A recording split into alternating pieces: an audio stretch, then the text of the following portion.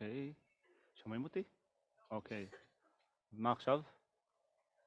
כן, אוקיי.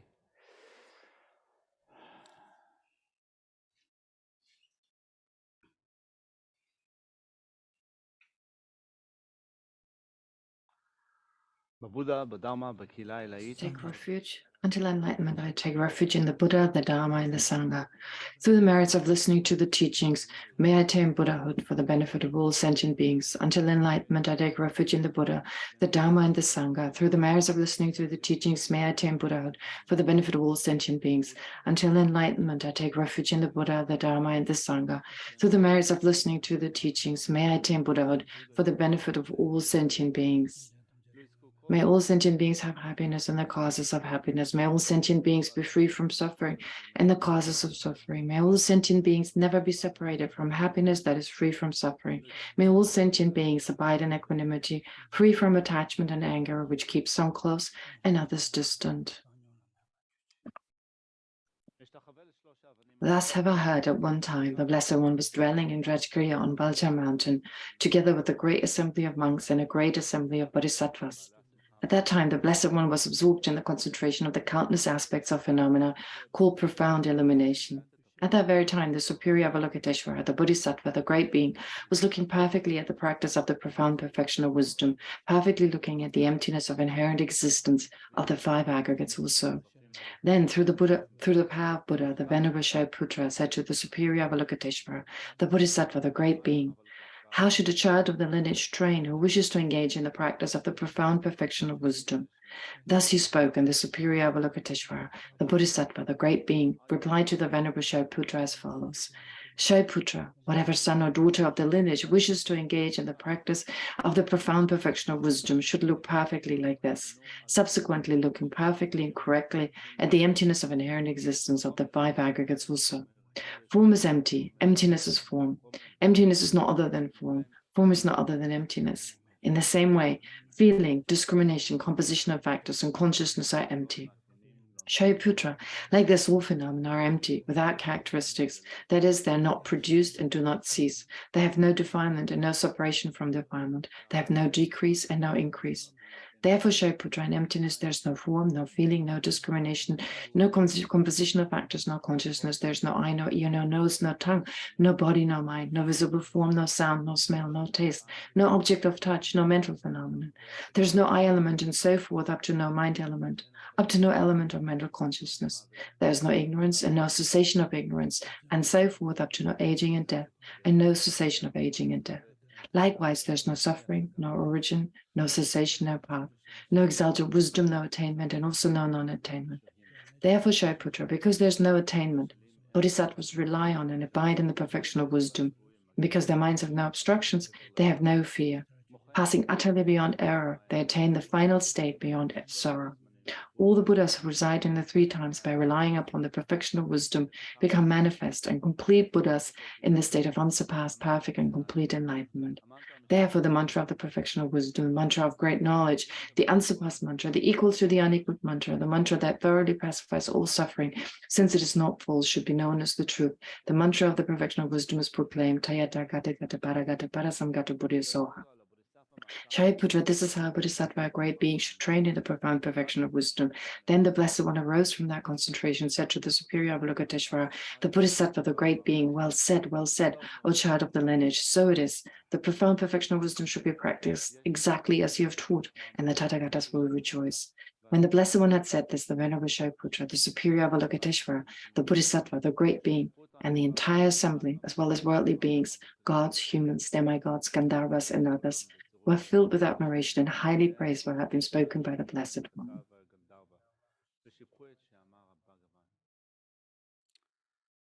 And the mandala offering. This ground, anointed with perfume, strewn with flowers, adorned with Mount Meru, the four continents, the sun and the moon. I imagine this as a Buddha field and offer it. May all living beings enjoy this pure land.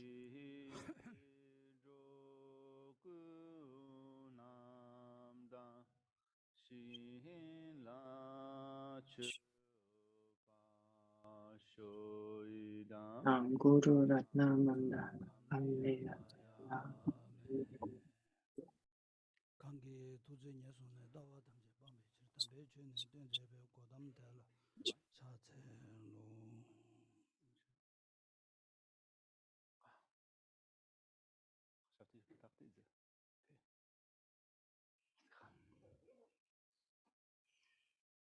Yeah, that charging the name there's a kashi jigdi mingin namrong go möt chewa mato chigi mixing reshe gas ke minduwas di inzang in the name logo indas.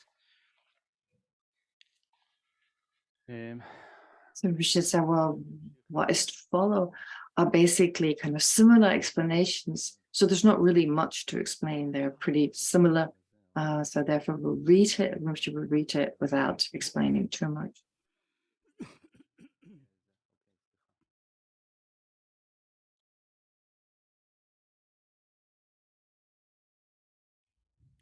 Yeah. אוקיי. אז אנחנו נמשיך היום בטקסט מהנקודה שהפסקנו בה אתמול. הטקסט עכשיו מתחיל להסביר כמה מונחים שקשורים בסוטרה של המהמודרה. המונחים עצמם הם לא מפורטים, יש הסברים שונים וסורות שונות. רימפוצ'ה אומר שהוא לא יתעכב על כל אחד ואחד מהם, אלא הוא רק יקרא את החלק הזה כדי שנגיע לחלק העיקרי בהסבר של המהמודרה של הסוטרה. 다 가장 던점 되네. 대난 들네 녀든 저와 야베 룽템바 곰불루두기 싱데 솔체와 진주 남기 나네 스탄 곰불루두기 우메타베 싱데 솔체네 대 진주 남기 나네 조 전부 간데 숨고 열었으나 동이 관계 또시나 디신시베 룽텐진 춘이 덴버 스바이 루두 로만 다타이 델레 유베 담발라 상기 유기 셴도 미스 은 고물루두 찬데메 에는 디로마 에는 나와타베 에는 공고 친지 말로바 탄규베 공고 친지 말로바 짜바 어디 지타와신도 또 고그레스 에는 디마임바치기 에는 산제 수드벨람 요마레스 어디지 숭도와 셰숭바 따르 파베 공반다베 짜와 신두 차제천비 티포데스 샘중 모트 제베 출 키르기 담바 바람 마체베 칠럽기 유바당 덴베 반델라마 담베 숭럽 림보치 치타와시 저버차오스 다타가레 카자나루바이 슈차 메디바야 탄규베 타와레스 슈차 안 로다마르바야 탄규베 타와라레 안 로다마르베 구르치에 요레 당연 측치마 지신도 녹음에도 샤르 초 관계 담듯이 제메디 첨베 단 제소스 시콘데 루아메바 아니 미코트바 테네체스네 다 샤르 초 관계 담 제메디반 제네 아니 지다 군도 트바 테네체소 돈이 테네 도소스 도숭요레 데인데 로자마베 공바야 탄규베 따발네 네데바 텐데 임바레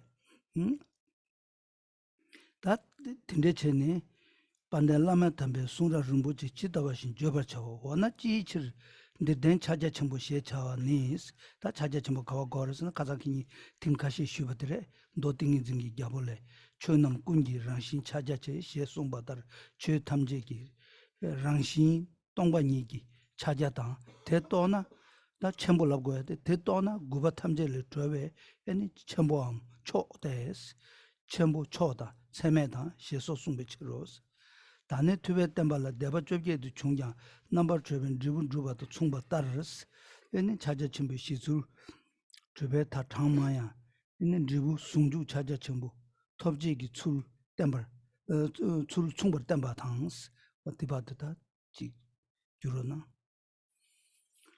אנחנו נמשיך בפרשנות העצמית. So then she started to read the text. He read, among those who have embarked on the great highway initiated by the protector Nagarjuna, who the conqueror himself prophesies to elucidate the definite meaning of the scriptures, the great Atisha says the following about Chandakirti. So here she briefly mentioned, well, the protector Nagarjuna here, he's He was prophesied as a kind of a pioneer who elucidated the definite meaning of the scriptures. So then the quote from Atisha, if you ask who realized emptiness, Nagarjuna, who was prophesied by the Tathagata and saw the truth of ultimate nature, and his disciple Chandakirti. Here Rinpoche remarked, well, Nagarjuna is mentioned by name, and then his disciple, Chandakirti. So he mentioned both of these two masters. Rinpoche continued to read, in the instructions stemming from them, there is Buddhahood, not elsewhere. Then, I will thus conduct here a guide to Mahamudra in accordance with the way in which Chandakirti has interpreted the intention of Arya Nagarjuna. I will explain the method of pointing out the nature of mind in perfect accord with the precious speech of the sublime gurus, who possess the uninterrupted blessing transmission of the excellent, learned, and realized masters. So here, as it says in the quote, and as it says here, there is no other way. This is the only way, following Chandakirti and Nagarjuna, following their intent. And as also was explained before, here, the uninterrupted blessing transmission of the excellent learned masters, that refers to Naropa, Maitripa, also Mapa, the Lotsawa, the great Lotsawa, the great translator, Mapa, who in one of his spiritual songs, she says he doesn't really remember the quote exactly, but in one of his quotes, it becomes clear from the quote that he also followed the same view of Nagarjuna and Chandakirti. So both, so Naropa, Maitripa, Marpa, they all followed the view, the middle way view that was set forth by Nagarjuna and Chandakirti. And as Marpa said in that Song of Experience, I went to the south and I met Zemudrupa. And that's when I realized the view. That's when I actualized the view of emptiness. So indicating that this was, again, the view in accordance with the way it was described by Nagarjuna and Chandakirti. Then it goes on to say, one might ask, why is what is presented here called Mahamudra, the Great Seal? Rinpoche said, well, this is what he explained earlier in one of the earlier sessions. Rinpoche talked about the meaning, but it's here, it's mentioned. So Rinpoche continued, it is because, as stated in the King of Meditation Sutra, the nature of all phenomena is the seal. Emptiness is the nature of all phenomena, the seal, and it is great or supreme because, to continue later.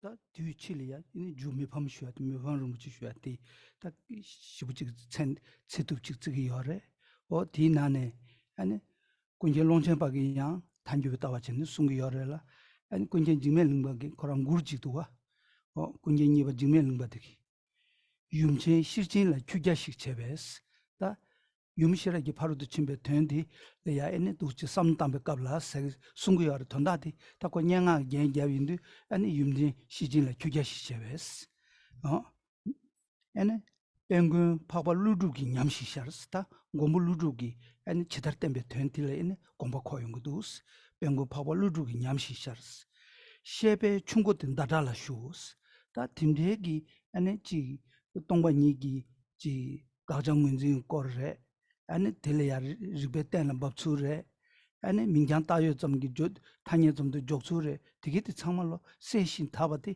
나와타고 숨기 여바 인자 셰베 충고데 나달라 쇼스 간다 고물루다 나와타고 두고 여바디 니난데 세부치 숨고도와 윤진 시진 규게시 셰베 뱅고 파바 루두기 냠시샤 셰베 충고데 나달라 쇼스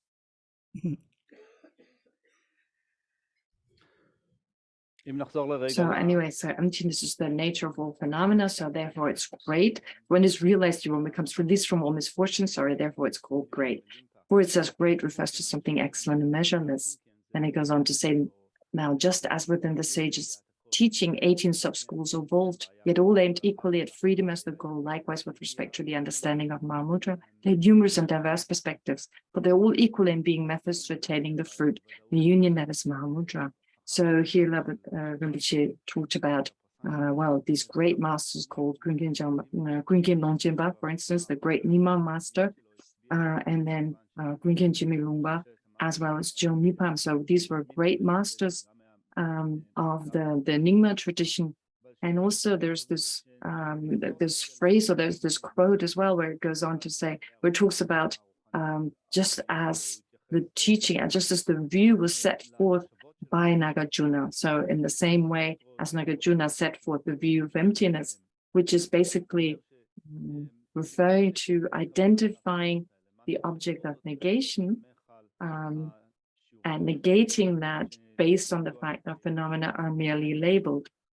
And it's also supported then by, it's explained, it's elaborated by Chandakirti. So this is the view, therefore, the view of Nagarjuna and the view of his disciple Chandakirti, in the sense that the views of these great masters do not differ in any way from what was taught by these masters.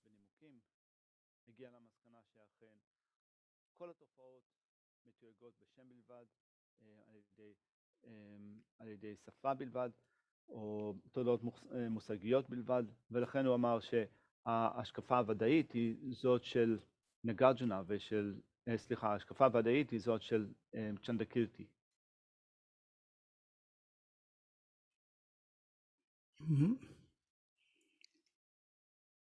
다 틴데기 찾아침부 네 랍산 드기도에 줄나다 뒤지기도 나서 군주 줄차도 아데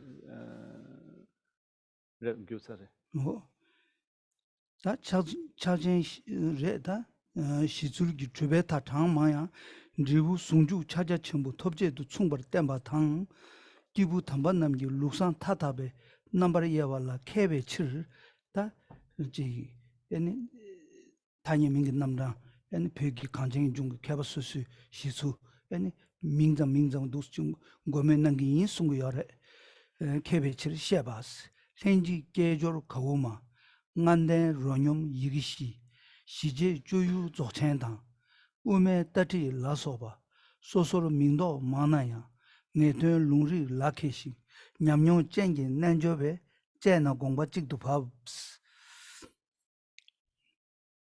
tan di nala gechewa chik kariyarsna sosoro mingdo manaya ngeten lungri lakeshi nyamnyo chengi nanjobe chena gongba chikdu phabs te ta nanga chimbi chik chagi yoimare 다 벽 간쟁이 중에 개발 장라스스 시술이야 엔탄데 디오드마 숭그레 지 렌지싱 계조싱으로 고마싱으로 nganden싱 시제다 주유 적천데 된데기다 지 민도다 망보지 여레스 이내야 에네 벤젤로선 추 간쟁 코랑기 투기 공부토네 마 대윤도 민도추드 민라와 망보 연나 양스 디 냠스 렘바베 강사디기 계주인된지 고그레스 계주인된지 강사 계주인이 가르고레스나 녜된 룽리 라케싱스네 녜된 사모 동반이기 된디 탑을야 엔 초바 제발라 룽대단 테스네 룽투스 참아 주여봐 아니 룽점을 참아셔봐 델레야 리베 각샤기 땡라 팝네 아니 리바타둘레 지 ngachungushu naba meba la sobegi ta ribe gawa mebe tartu jidande tundama ganga ji da meba ji sungde yorwa oda tangyubati ani ji da lungcho thima meba yimbe riba namda gonne tena phetuyagi lungda riba la kheba ji gores da lungda riba la khene kheba khegya jamdu masimba nyamnyo ji nyamlen la chu jane rangyu la chu jane ani nyamnyo chenji gores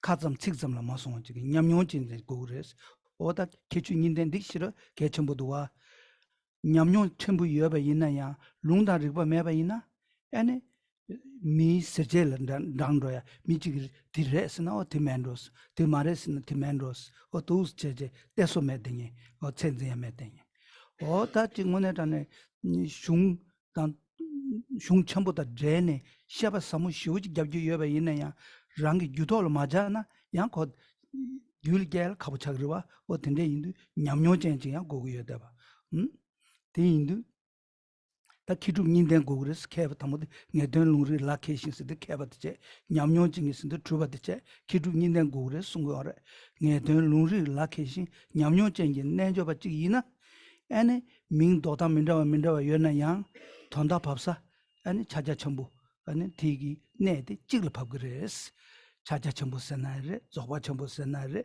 satong sungju senare ane detong yeme senare oda tigi samalo tonda papsa jigla papgre ane 파규기 신도 차외 외세기 sem기 유동반이 녀바 찍을 밥그레스 어때 숨고요래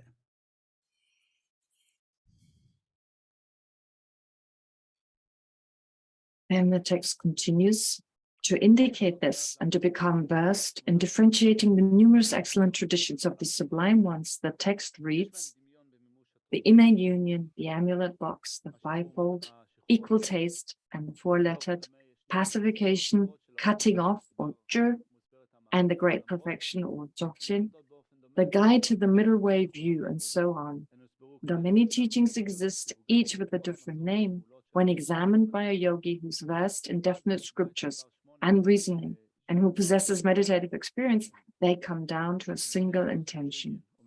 So here Rinpoche says, well, this is important. This is important to understand what is said in these two verses here.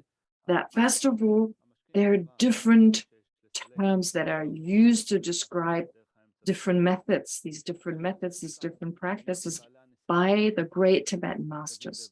But in actuality, they're just different names expressed slightly differently, coming down to the same kind of meaning.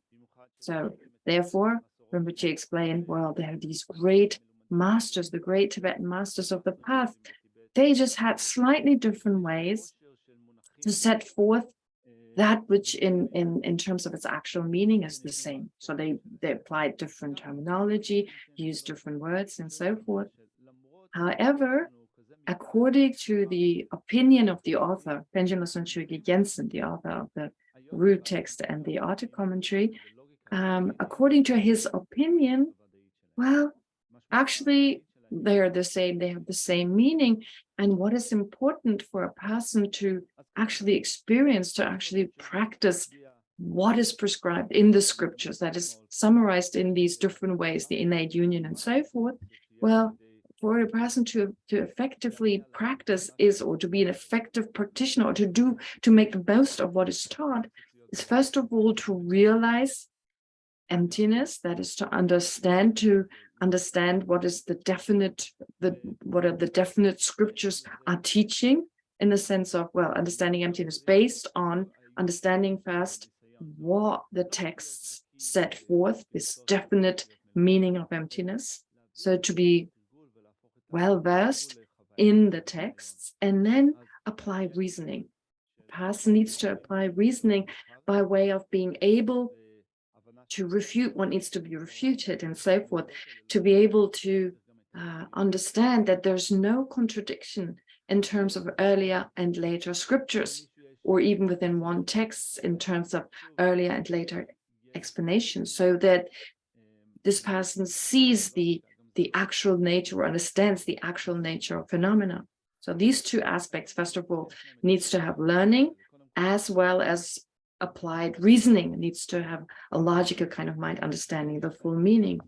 Yet that is still not enough, because a person needs to likewise put it into practice what they've learned. So in other words, many great masters, all these great masters who set forth these practices as mentioned in the two verses, the innate union, the amulet box, and so forth, they all set forth the final view, the ultimate view of emptiness, the Prasangika view of emptiness. And so based on that, understanding what they teach, understanding, applying logic and so forth, well, just that logic then is not enough. So you have the basis in that way, but you still need to practice. You still need to internalize what has been taught. Kind of the way it's put in Tibetan is to apply it to your own mental continuum.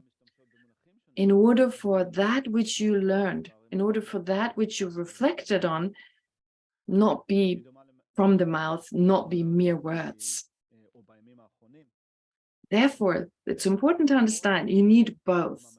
You need an understanding of the scriptures, and you need to gain experience. You need to practice what you've understood. If you only practice, if you only meditate and practice without a full understanding of the scriptures in terms of learning as well as reflection, well, you'll always have doubts and you'll never be able to. I'll continue later.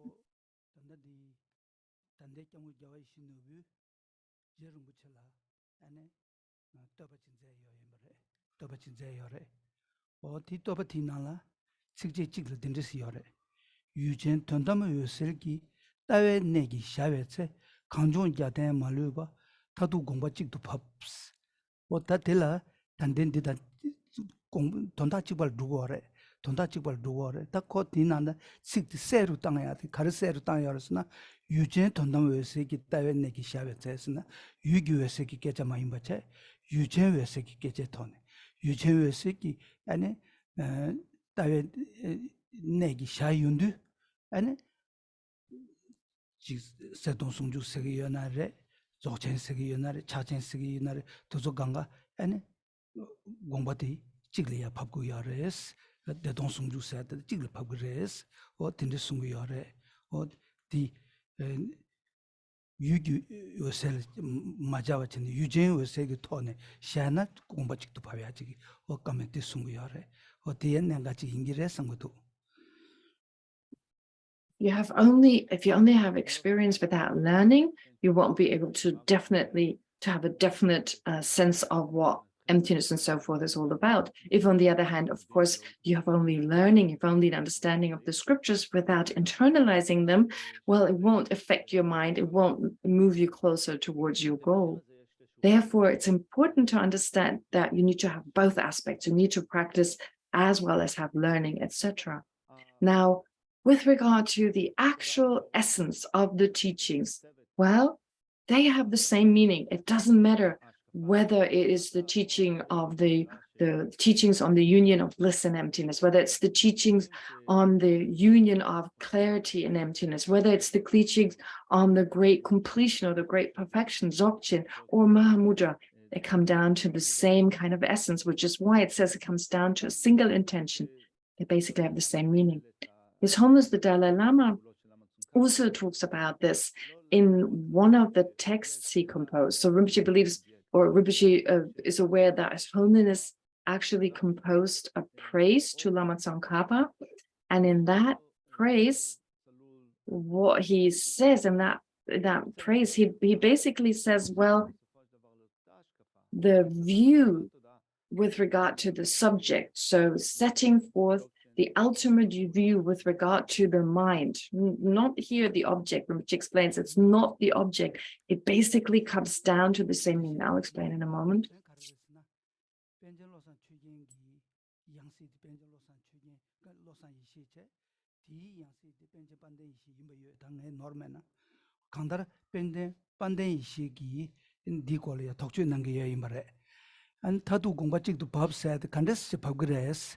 동니 메가인 수년지다 동니 마이가인 수년지 용거를 아니 메가다 마이가인 직도 컨데스 체제 타그레스 체제 도스체네 독주 남백 계좌 여인 말에 다 될라 아니 마이가 사기 계좌티 용사티 유전 돈다 외세기 차네 공부직도 밥에 계좌레스 단데 유전 돈다 외세기 수야기 내가디 디 아니다 뼈몽 설치 임바래 와나 유전 돈다고 세기 차라 애니 딘데지기 애니 공부직도 밥이야기 루 겐데메 초네 애니 간데스 용거를 제베이나 애니 장골로만 정가버 준비 사운드베 애니 르마 덴조기 애니 루엥게 카도텔라 리시 동이 먹고 대화 전부 자도 되는 공부이 송아지 여인벌에 다 리시 동이 먹고 대화 전부 자도 되는 버티기 대화 준비 이시 티기 아니 너 대장 찍고지 맨데바 딘데 대전 이시 되게 나라 동이 또베 이시 공방원도 송사와지기 딘데 지인도 아니 랑시 매베 된 녜베 녜신 버지도 토라 대전 이시 대양 아니 코라야 손된 전이야 샤답직 지기 예비 임베 차네 아니 가자가베 슐라 최전 루바 네 대화 준비 이시 손된 전에 아니 야도 샤답직 난디기 여대바 딘데기 토네 유전 던던 외세기 엔타베 내기 샤베 체스네 도스tin 수야데 데임바레 대와치모 이시자도네 곰백가도라 아니 가자가베 메가 똥이 코나 곰백가는데 가르스나 메가 차그르바 가자 가점기 동산지 차그러와 이나야 내가 뒤 유튜브에 유전 대화 첨부티 에는 전된 전이야 공백깔라 에는 누가지 로리야 샤용고 여러봐 어다 된대기 내기 다도 고마지 법사디 된대게자 이 말에 다단다 차전세야 돼 티단더버와 가르르스나 샘기 띵기 충이 때는 배인도 알랭에는 샘 코랑양 예탑직 제고도와 아니 유전 샘티기 랑심메바 때는 배네 딩이 아니 녀바다 냠도 아니 센세장 리즘 til야 아니 가르소르 배준 체베이나 센세자 리즘 그 된디 아니 디샤바 체베이나 아니 된데디다 저러고 차고도와 어다 된데 있어라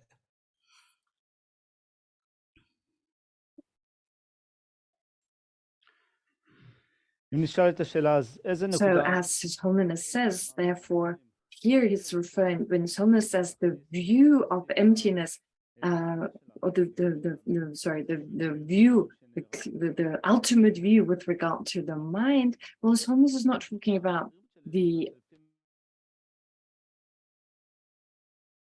mind, the actual mind realizing emptiness. So from the point of view of also the subtlest kind of mind that is set forth in the tantric system, therefore it's kind of emphasizing again the same idea that was set forth earlier, that it's got all the same meaning, just from the point of view of the mind, just from the point of view of the clear-light mind and the practices associated with that. So if you talk about, whether you talk about Dzogchen, whether you talk about Mahamudra, as in the Nyingma and the Kagyu tradition, or as in the Sakya tradition, if you talk about the union of clarity and empty, or as in the Guluk system, the unity of great bliss and emptiness. So all this, it's got, I mean, when it comes down to it, different kind of techniques and so forth, but it actually has the same meaning. It comes down to the same kind of, it means the same or implies the same meaning. And so why did His Holiness say so? Why does His Holiness stress this in this particular praise to Lama Tsongkhapa? Well, one reason could be, Rinpoche says that, well, Panchen Losang Chökyi Gyaltsen, well, after he passed away, his reincarnation was called Losang Yeshe. And then thereafter, it was Bandin Yeshe. Rinpoche says he believes the next incarnation was Bandin Yeshe. Now, with regard to Bandin Yeshe, he had this doubt. He kind of investigated, or he expressed this doubt. He said, well, if it is true that according to Panchen Losang Chökyi Gyaltsen, his predecessor, it is true that everything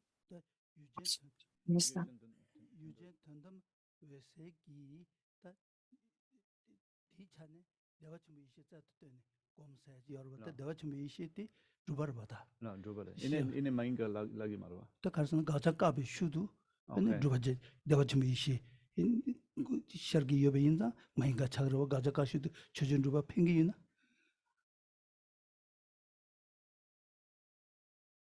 Mishi at the thing, the Dawachum Gomagamares, Kongan, Tuni Tode, Tuni Comdeza, Rangun the Kaba Shishaga Tola, and the Jay Shiti Duxi, Shariundu, or Gajakabi Shula, and the Jay Shiti Duxi, Shariundu, the Mahinga Chayanguas.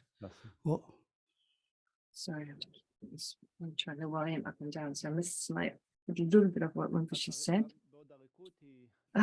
So anyway, he expressed this doubt. So Bandin Yeshe expressed this doubt. He said, well, if it's really true what my predecessor said, that it comes down to a single intention, in other words, it's got the same meaning, well, how could that be? If some explain emptiness to be of the two kind of negative phenomena, an affirmative negative that implies also some positive phenomenon, and others say no, emptiness is a non-affirming negative, which when the object is negated, nothing positive is implied in its place. Well, there's a contradiction simply in that.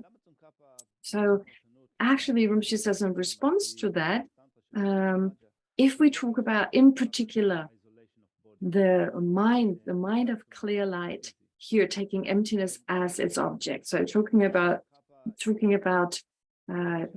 what, as Holiness has also mentioned, here the ultimate from the point of view of the mind.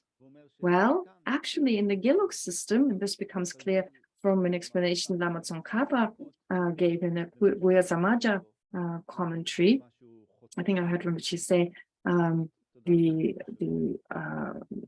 blissful collection of the blissful coming together, the blissful gathering of the 5 stages. Anyway, so with regard to this kind of text, well, Lama Tsongkhapa explains that at the time when you engage in the isolation of the body, or physical isolations, as it's called, a particular stage of a particular practice, well, according to Lama Tsongkhapa's explanation, you do not actually focus on emptiness explicitly, but rather you focus on great bliss. So, but actually, if you do that, well, there's no fault in that, although emptiness needs to be at play actually here, or should be an object, but it's because of previously having taken the lack of inherent existence to mind. There's still a trace left of that. So it's still, the mind is still affected by the immediately preceding perception of emptiness, of realizing the lack of inherent existence. And there being a trace left of that, when then you focus on great bliss, there's no problem. So it is great bliss and emptiness both, which affect the mind in that sense. So emptiness kind of still lingers, but at the same time, there's the focus on great bliss, which is why there's no problem saying that emptiness here in this case is an affirming negative. So I think Venerable Katsun asked Rinpoche again, well, what does that mean? It's actually a positive phenomenon. Great bliss is a positive phenomenon. So how can it be a negative phenomenon that is an affirming negation, or an affirming negation, since it's not a negative phenomenon in the first place? And so Rinpoche's response was, well, yes, it is a negative phenomenon, because what is taken to mind is not just great bliss, but since emptiness still lingers, it is still an aspect of it is still appearing to the mind. So you have on one hand this negation, or this negative, the negative phenomenon of emptiness, which, yeah, although it is a non-affirming negative, but since that's not the only thing that is appearing to the mind at the stage of the physical isolation, since also great bliss is appearing to the mind, then you have, in the place of negating inherent existence, in that place, you also have the appearance of something affirmative, which in this case is great bliss. Therefore, Rinpoche says this would be an example where even in the Giluk system, emptiness is set forth as being an affirming negative. Although it's usually explained to be a non-affirming negative, but in this particular context, it's described as an affirming negative due to the appearance of great bliss together with emptiness, which is why, therefore, saying, as Banden Yeshe has said, well, there being a contradiction that in the Guluk system, you don't find the explanation of emptiness being described as an affirming negative. Well, Lama Tsongkhapa's statement proves that this is not the case, because there's a way in which even emptiness can be described to be an affirming negative.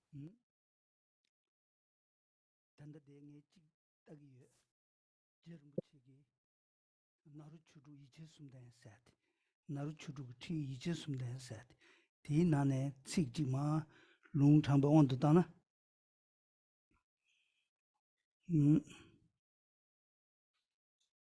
Ya kansa la ya rangshin ki du tsam ya me kyang le sokpo potan dribu nyuwa bu ngonji le nye so la tenne kyewa ya mingalo nyam du jangwar chawus.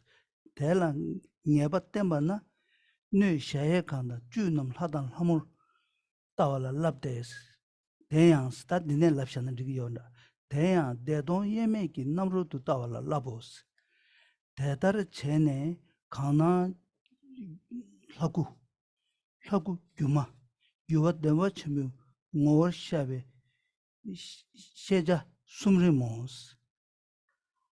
Ta jeto gukabla kana gyuma, kana lagu gyuma dewa chemu ngor shabe, eni 다 제주숨된지 고그래제 디네 제톱디제 라리아 냠샤투스 라리아 냠샤투 대체nye 바나스 라리아 냠샤투 대체nye 지도와 라리아 냠샤도 대체녀바나 뚱이 르버 녜베 따와 템버체라 디팅도 제직도 샤데 미도버게데스 라리아 냠샤도 대체녀야직 대체녀바디 뚱이 르버 녜베직 어딘데직 숭구도와 어 대체녀 사텔라 다기디 오 리시 뚱이 먹고 뭐 대화 좀 보자 때는 곰 숭야 디다 이제 밥사직을 파고 맨로 나한테 섬기요래 라리아 냠샤도 대체녀바나스 뚱이 된다버데 대화 좀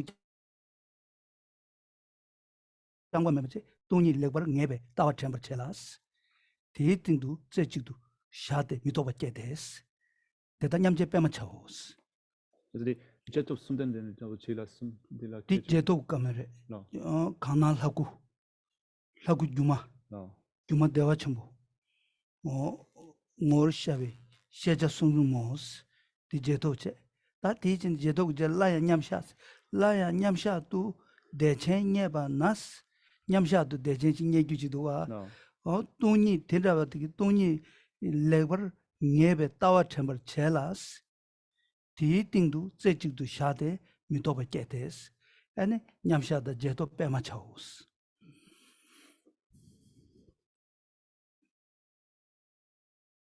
Rinpoche בין לבין עכשיו שלף עוד איזה טקסט של פרשנות של למה צונקפה.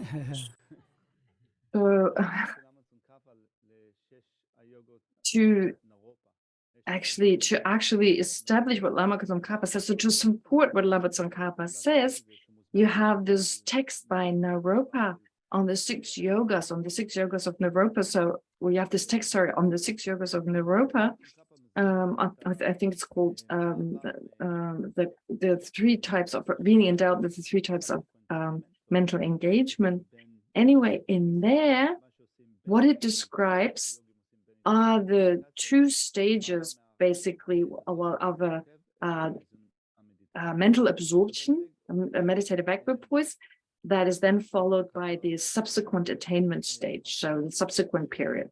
So you have these 2, as like in the meditative session, you engage in the meditative equipoise and then arise from that. So when you arise from that, during that subsequent state, here the text says, well, there are 3 kind of characteristics. You have the body of the meditative deity that appears. It appears like an illusory, like an illusion. It's like an illusory body, and it appears by way of an illusory body, illusory body, as well as great bliss. So that's just those 3 characteristics. But what Rinpoche was getting at was that the text then continues to describe the meditative equipoise, the time of the absorption, of the meditative absorption, when here in the tantric context, it says very clearly that the mind is absorbed on, or the mind focuses on great bliss, but at the same time, it establishes well, it ascertains well the view of emptiness, which is ascertained by means of remembering what was previously realized. So in that way, this is supporting, Rinpoche feels this supports what Lama Tsongkhapa earlier on said, that in this particular meditative equipoise, so the object is great bliss, the focus is great bliss, but emptiness is still, it's kind of due to the force of remembrance, emptiness is also an object. And so we bring the 2 together.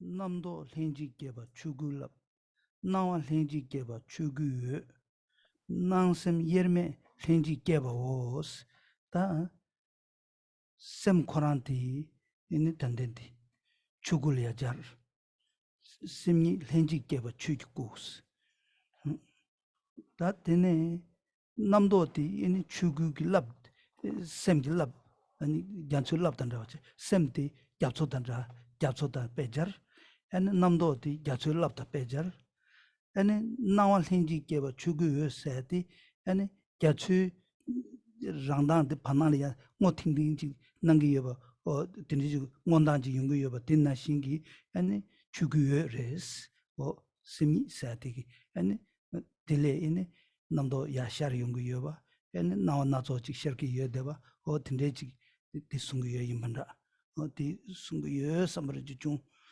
di deba chik keje chik yore peji thakare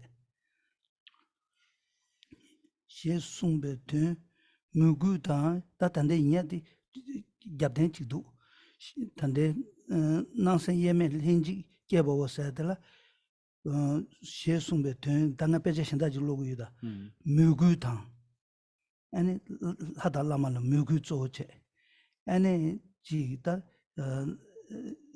kowa da tuzol shenlo mugu da shenlo tso chebe gone te yang ti ka te ngondo re te ti droma son di nande droma son tin droma son o that dindere de she semni gyatsu che namdo gyatsu lapche nawa gyatsu yu kai ngona da pe jagni ene ngondo da ngushi da ene je lab gores ngondo jowashi ngushi shi la ngoto ene je nyamyo ene tato ina nanto ina chong o tinde gores sungu yimbar.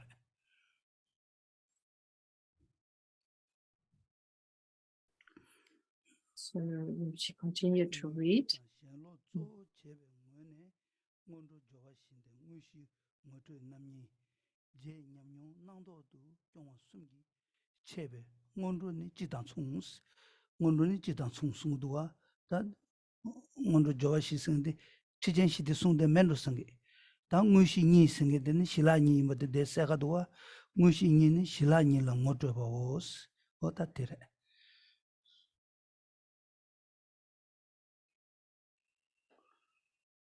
למרות שישנם מונחים שונים כמו התערבות. She continued to read. Lord Gampopa sustained his students through the 6 dharmas, the 5-fold, and the innate union. On the innate union, this was mentioned in verse 11 and 12, on the innate union, although there seem to be several different versions of the root text, there is the following reading. The innate mind itself is Dharmakaya. So here Rinpoche explained, well, the innate mind, the mind itself is described as the Dharmakaya, the truth body. The innate concepts are waves of Dharmakaya. So here the mind is like an ocean, and the innate concepts, the kind of conceptual minds, Rinpoche says like the conceptual awarenesses or conceptual minds, they are like waves in that ocean, so waves of the Dharmakaya. And then the innate appearances are the light of Dharmakaya. Here Rinpoche says, explained, well, the mind being like the ocean, so the ocean being the Dharmakaya, the mind itself, then the concepts are like the waves, and the appearance, that kind of bluish, clear appearance, this vivid bluish appearance of the ocean, those are like those are these they're like the innate appearances which are the light of Dharmakaya. And appearances and mind are the innate indivisible. So appearances and mind are innately indivisible. And then Rinpoche basically explains, so the meaning of these lines is that the guide to the inner union is threefold. The preliminary of 4 preparatory practices, emphasizing developing respectful devotion towards one's teacher and disenchantment towards samsara. So Rinpoche thought for a moment whether this can be also applied to what Rinpoche explained previously. But anyway, so he wasn't really sure about it. He thought about it for a moment and he said, no, it wasn't.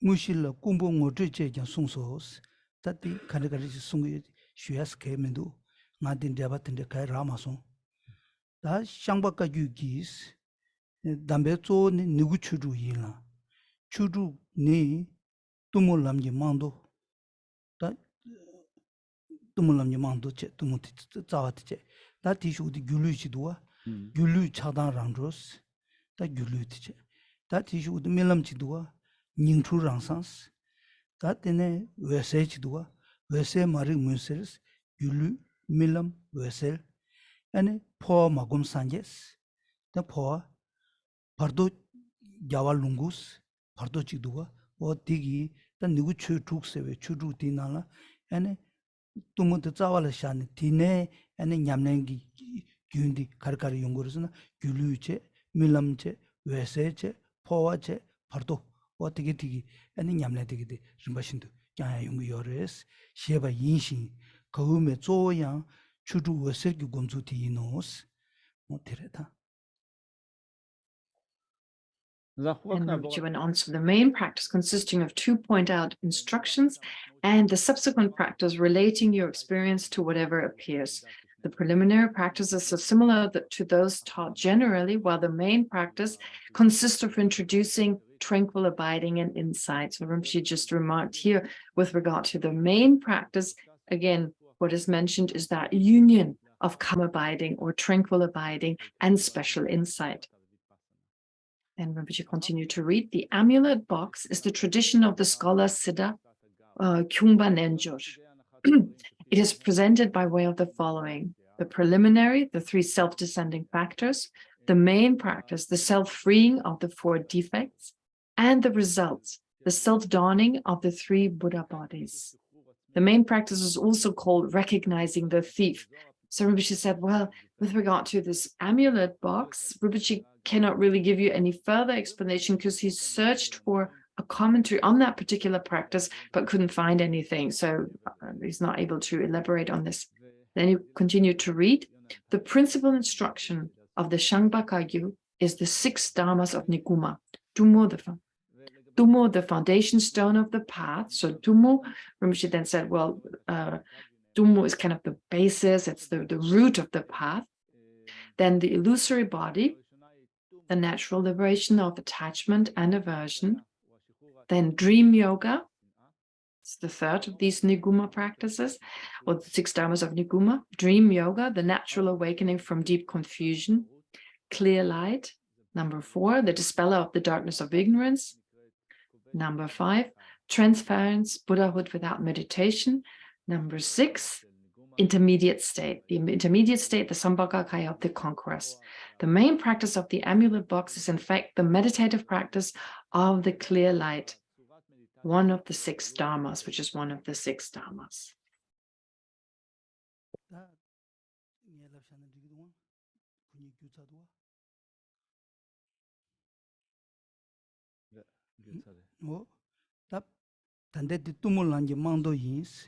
ene chuju zo de wese yin suya de la samda chemu chi duas karesna wese chatab che du dumen nenjo ti ene ji da zandu chöya da tinde toliya pendo chemu chi tone wese chargi yo inza dumolam ji mando che wese cha da wese la tene gyulu yung yo imbare wese la tene ni gyu wese smya te yung yo imbare wese la tene ene 포아티 공국이요 임바레 웨셀테네 포아티 세데 포아들라 눈덥기 포아다 룽덥기 포아세 딘데케자요 임바레 만조 망고지기 포아티 힉힉세 지 곰데데 눈베덥기 포아지기요 당문에 자네 룽덥기 포아이나 룽코랑 네베덥기 남시디야 야마 테투야지기 니바지디 칠롤 도투야기 니바지 용거 도조강가 웨세다 제가 땡땡 요래 뭐 딘데 인자 나루 추루 갑라이 포와티 갑라 뭐 딘따다 두어 딘데 인자 포와티야 웨셀 때니 용거 여다바 다 파르토티야 웨셀 용거 지당 파도 웨세기 시파 웨셀 때는 파도 용거도 여러봐 시 파도 웨셀 때는 파도 딘데 웨셀 때니 기지 이어부터 갈리는 람사 파도 두버 두냐르와 지 치와 웨세기 롱 중세 이어부터 파도 두버 두냐레 다 단단 냠내 자네 시윤도 파도티 아니 롱글야 주르제 로고기 여러봐 어디인도 치와 추국이 외세기 냠내 딘데지 매나 아니 바도 롱고디 용타 위험하라 딘데 인도 아니 추르고 쪼데 외셀 로아인스 네 또모드 망도 인스 송야들 내가 딘데 여인브레 Rinpoche dungi poa se ati chi khane dumba den da uchi lagi dundop ki powa ta nga de les dewa ni nyinga ni rimba les rimba ni chiwo ne ta lama yidam ke tukal pyo sambate susu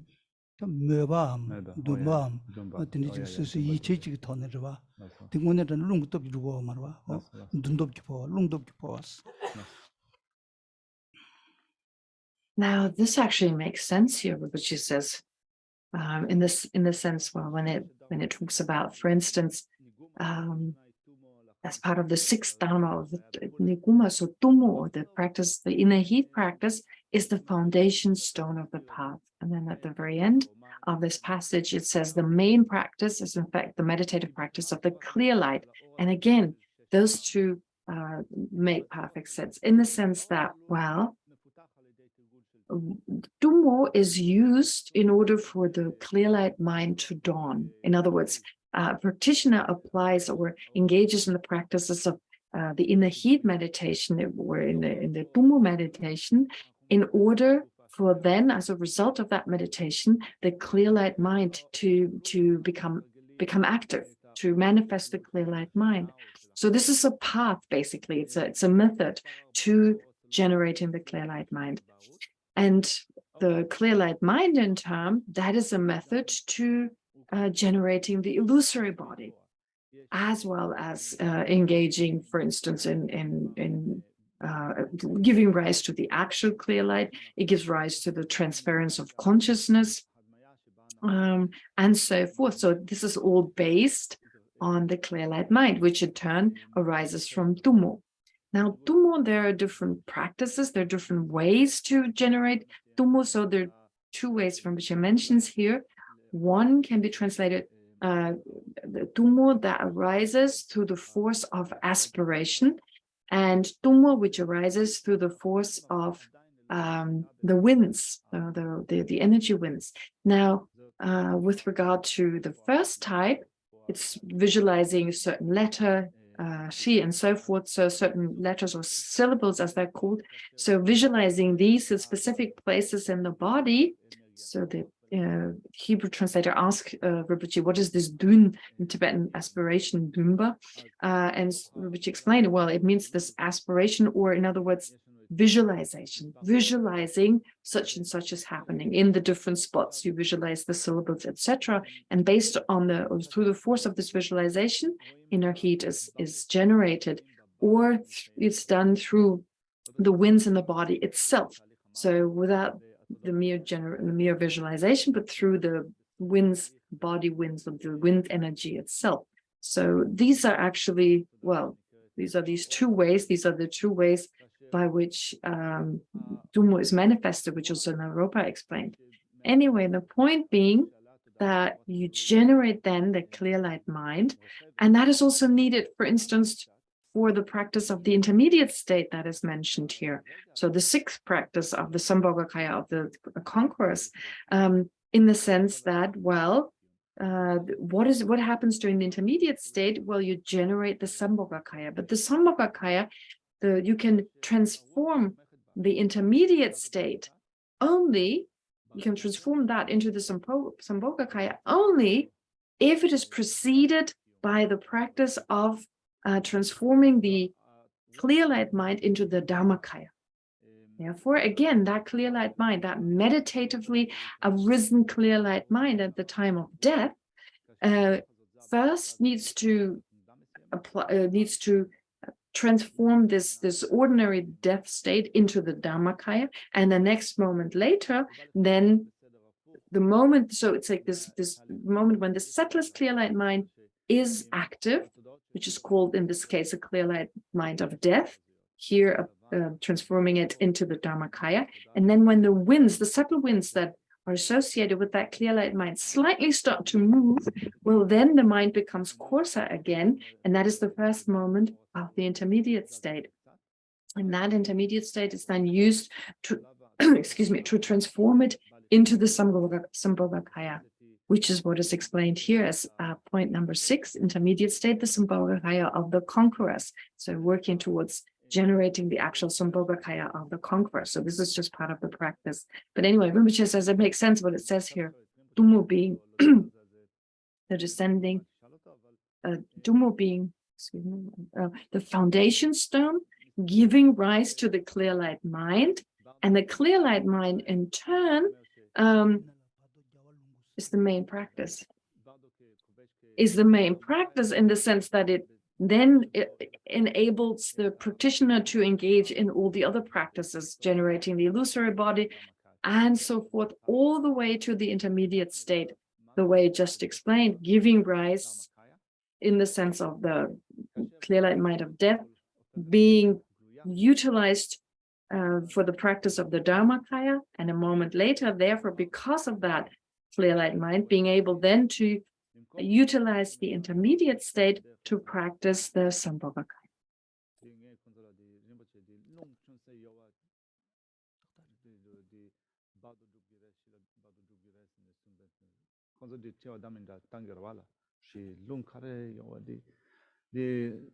Mala di bardo dubgirves nge di Rinpoche di tola suyo mares jesam konzo jende tirchigira di bardo dubtan di mala khabar dubgiyore dende chi tamidande tirchigido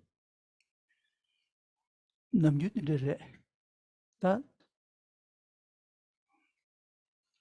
ninge mishibi tiliti nalya ane ta nanje tosun rimgi timne tamje tongbo weselya chizam nebe ringdala ta chiwa weselya nimachi ni sumshi detuyagi niba yedeba beti kibu tabayina beti dawa padu detuya yo ane tende shamargi gyule inane kaba tongdo ya ishi ngonjuri kine chasin kaba padu detuya yedeba o tende sungu yorta kandar nima sumshi subu soba chen detuya ji yordi karchen subu soba chen debre seindu namsheti ninge mishibi tiliti nandeleya ane nanje tosun ringi timbe wese teleya nene debres dire ta weseti tame bala yungu yor dungi kake jongdar menye chile yungu yor tiche ta tene kora tuju di kenchil tene zo yungba ta ane tilgamati dusche kati ta chebre sigi yore ta chebre sedel ko juchi yore karis nagu nane zeji tungu yore ta ane zeji tungu yore tene tonga yore 간다르 니마숨시절 신의 고추고 열에 어때 디디지 나로 될 교와진 루이베 따르와 어 딘데지 아니 룽중세 이해봐 아니 지딱 가우 가조르기 되네 아니 외세들에 당바당 대마타도 아니 파트 투바레스 아니 따따가래 dela tsao madade namende de 따짜오면 안 되래 따짜오면 안 돼. 이게 미시비 틀리스도 짜오면 안 깨져래. Now the Hebrew translator asks Rinpoche, well, if Rinpoche says that the intermediate, if Rinpoche says the intermediate state starts when this,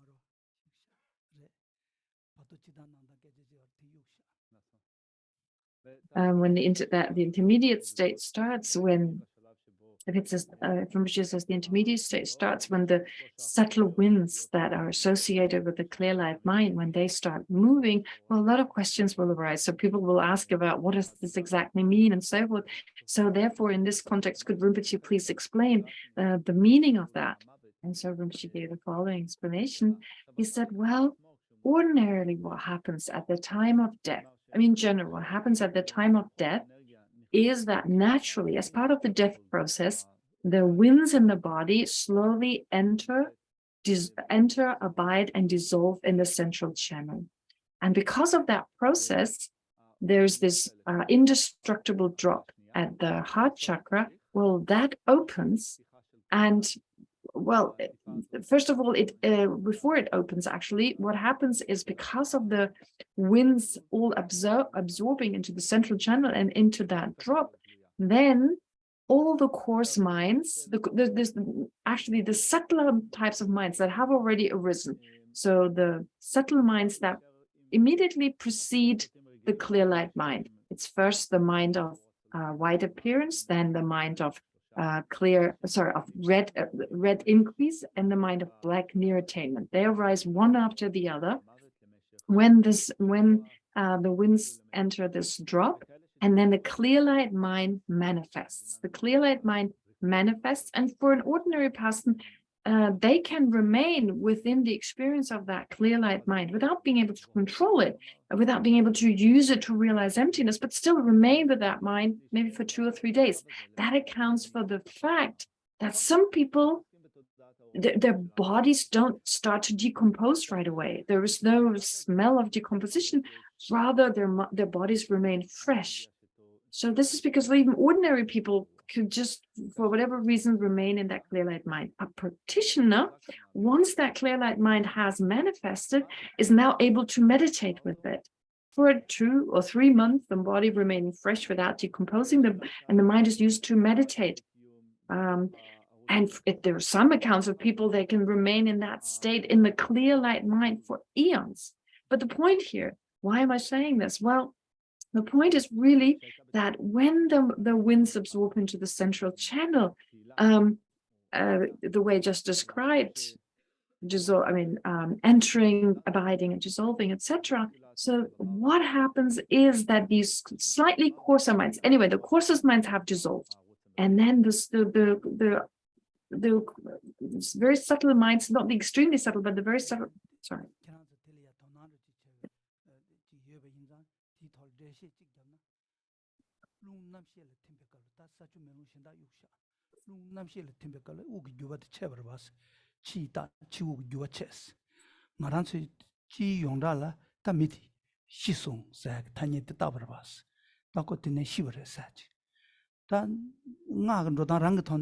다투야 치심바 고시 차르면바 치심바 아니 우기 주와 체차와 있나야 나로네 나와 깔람바다 체바 말람바다 냐토 나람바다 탐제 동보와 셀리마 독스치 네 텐데스 대기에 데바티 치심바 임바 시차르면바 다 티치그레스 아니 데네 외세티 가바다다 고시브레스 에네 파르토 투브레스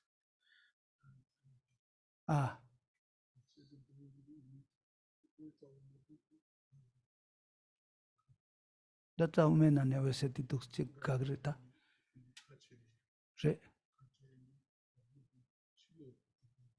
What attended Gabata in the Patutures? So anyway, the point is that these 3 minds of appearance, of increase, and near attainment. So these minds first manifest one after the other, and then the clear light mind manifests itself. And so,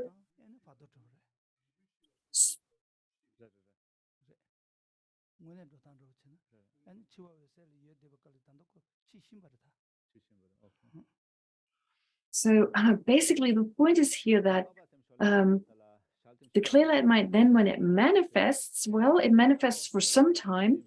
And at some point, when the subtle winds start moving again, then what happens is actually this indestructible drop. This is how it's described usually, that the indestructible drop opens for the clear light mind to leave the body. And with this, the immediate state also starts. And Rinpoche said it makes sense that it opens because there's some physical substance, there's some something coming out of the nose, and there's something coming out of the secret organ or the secret place. So therefore, there's really something physical that manifests. But the point is here, so Rinpoche then continued, what is to be understood is if you really have an interest in this particular process of death, you should know the following. Actually, when the winds have dissolved, in the central channel, well, in that moment, breathing stops, the external breathing stops. And that's when in the West, or according to the Western medicine, for instance, that is the moment of death. However, from a Buddhist point of view, that is not yet death. At the time when the breathing stops, the person is still described to be dying. In that's just the beginning of this process of dissolution of the minds becoming subtler and subtler. So when the earth element, for instance, dissolves into the water elements, and there's the mirage-like appearance. And then when the water element dissolves into the fire elements, and there's like a smoke-like appearance, and so forth, all the way through. Rinpoche mentioned them. So all the way to the mind of white appearance, of red increase, of black near attainment, and then of clear light. So you go through all these stages, and those are still part of the dying process. This is still, the person is still dying at that time. Need to listen.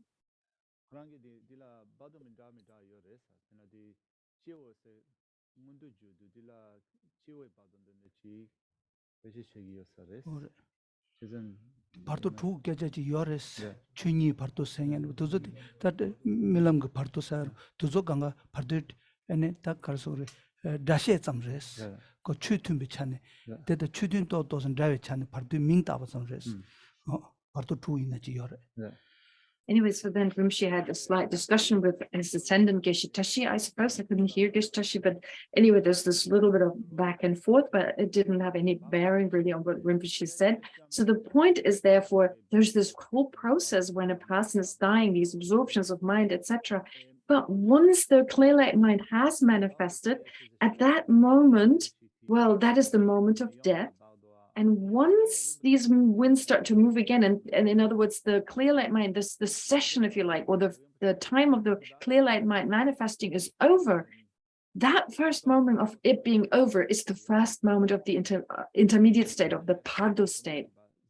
So therefore, they follow immediately one after the other. Then someone asked a question, well, there are different types of pardo. What about these different types of intermediate state?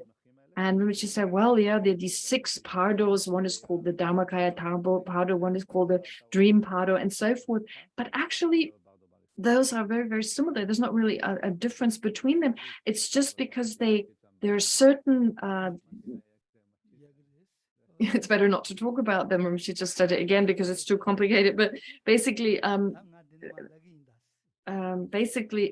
I'll finish.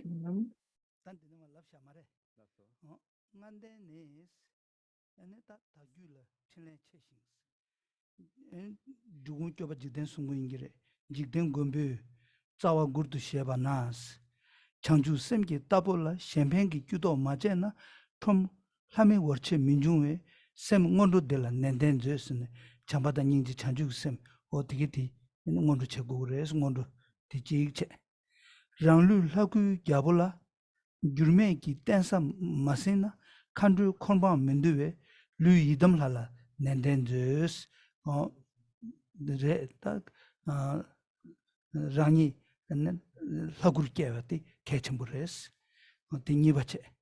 Lama Kushi Kanrilla, Mugugi Nima Masharna, Chilabgi Chugu Minjumwe, Sem Mugundula, Nendenzus, Lamaten, the Ketchambures, Lamenejo Ketchambure, that Sumche. Semnigi Namka Yangbala, Namdogi, Tinso Matana, Kingigis, Chitachinigi, Ingrid, Kingigi Sakar Mitave.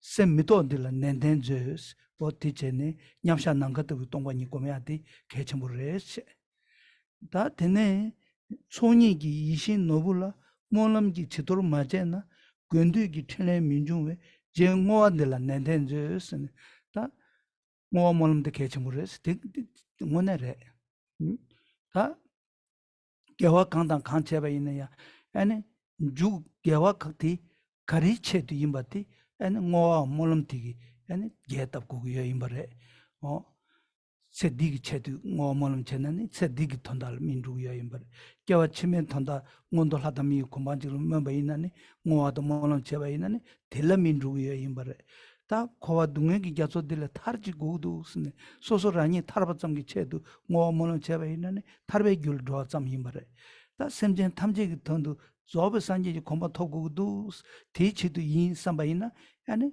Gavati Tamji Kimigula or Royachi Himbare and then the Garasa Gomulu Sungre Sunguyore, the Ingrid Sanguduta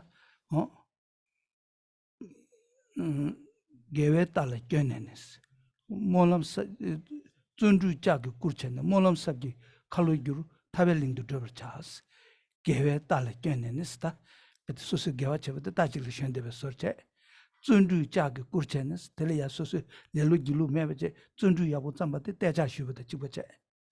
아니 몰람 삽기 칼로주 따디 예르죠 연르죠 카두도스네 삽디기 거는 신체제 소소 미유 가와이나 어디털 줘야도 몰람티기 니베도 두그레스 몰람 삽기 칼로주스 아니 탈벨링도 드버차스 다 몰람 마추고지 구레스 어두스 데인다 쟁어와늘라 넨넨저스 데레 어다 강다르 정글로만 쫑거 첨볼이야 지진 잠배양기 단데디디 다보가 죽순 전에 용거와 정글로만 쫑거 첨볼라 아니 지진 잠배양기 다베티 템바신den지 순구여 임바레 디 규바티 유진시럽스는데 마지구요 디나라 라마 템바 아니 닌제 템바 아니 이담 템바 아니 따와 템바스 따와 템바도 고따티 임베차네 냠샤난 것도 따와 템야 지다 제도 규만도 따와 템바 직체제 숄강아 예 임으로 디다디 라우시라레 נמשיך לקרוא את ההסבר על המושגים השונים. בעל החמש וטעם שווה. Anyway, so with regard to the 6 types of the intermediate state, well, they're basically refer to the same thing, but they're just described differently from the point of view of similarity to certain aspects.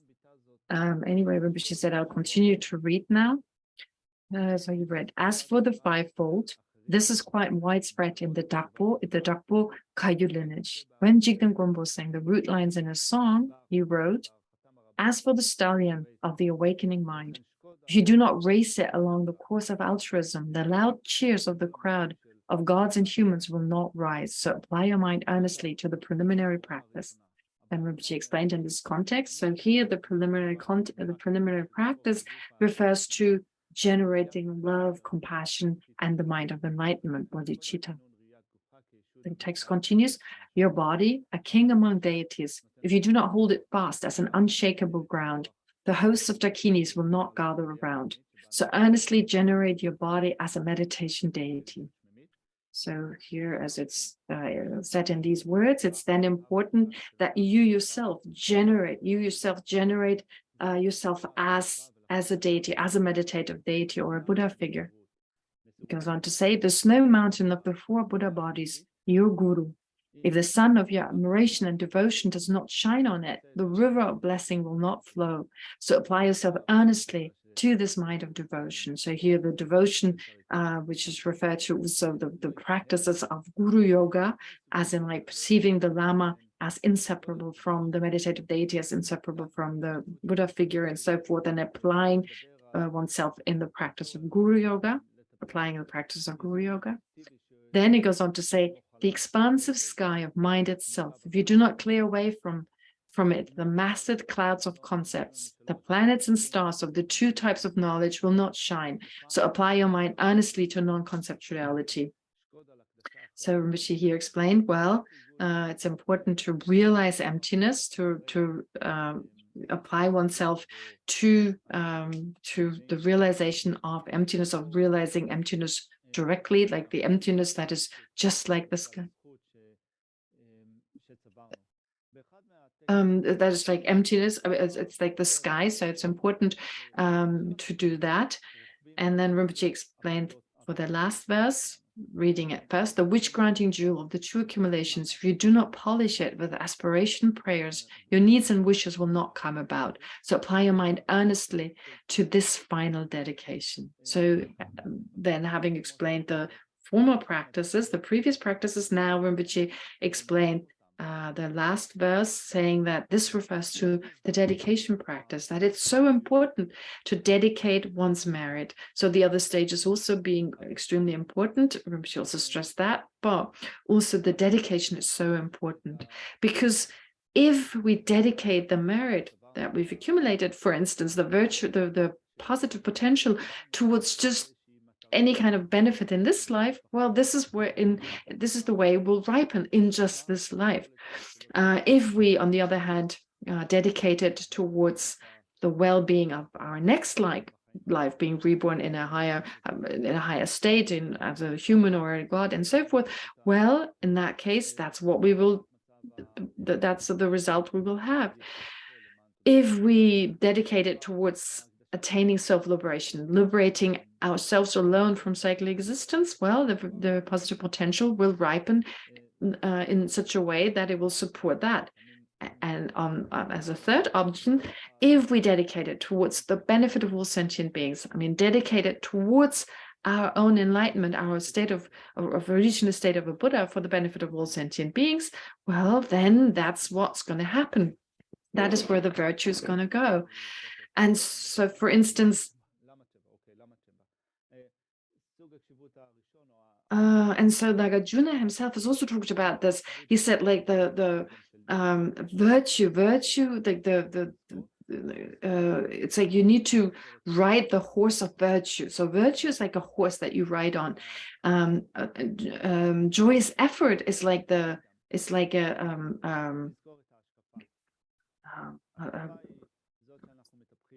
fence. It's like a fence, like a protective fence. Then prayers are like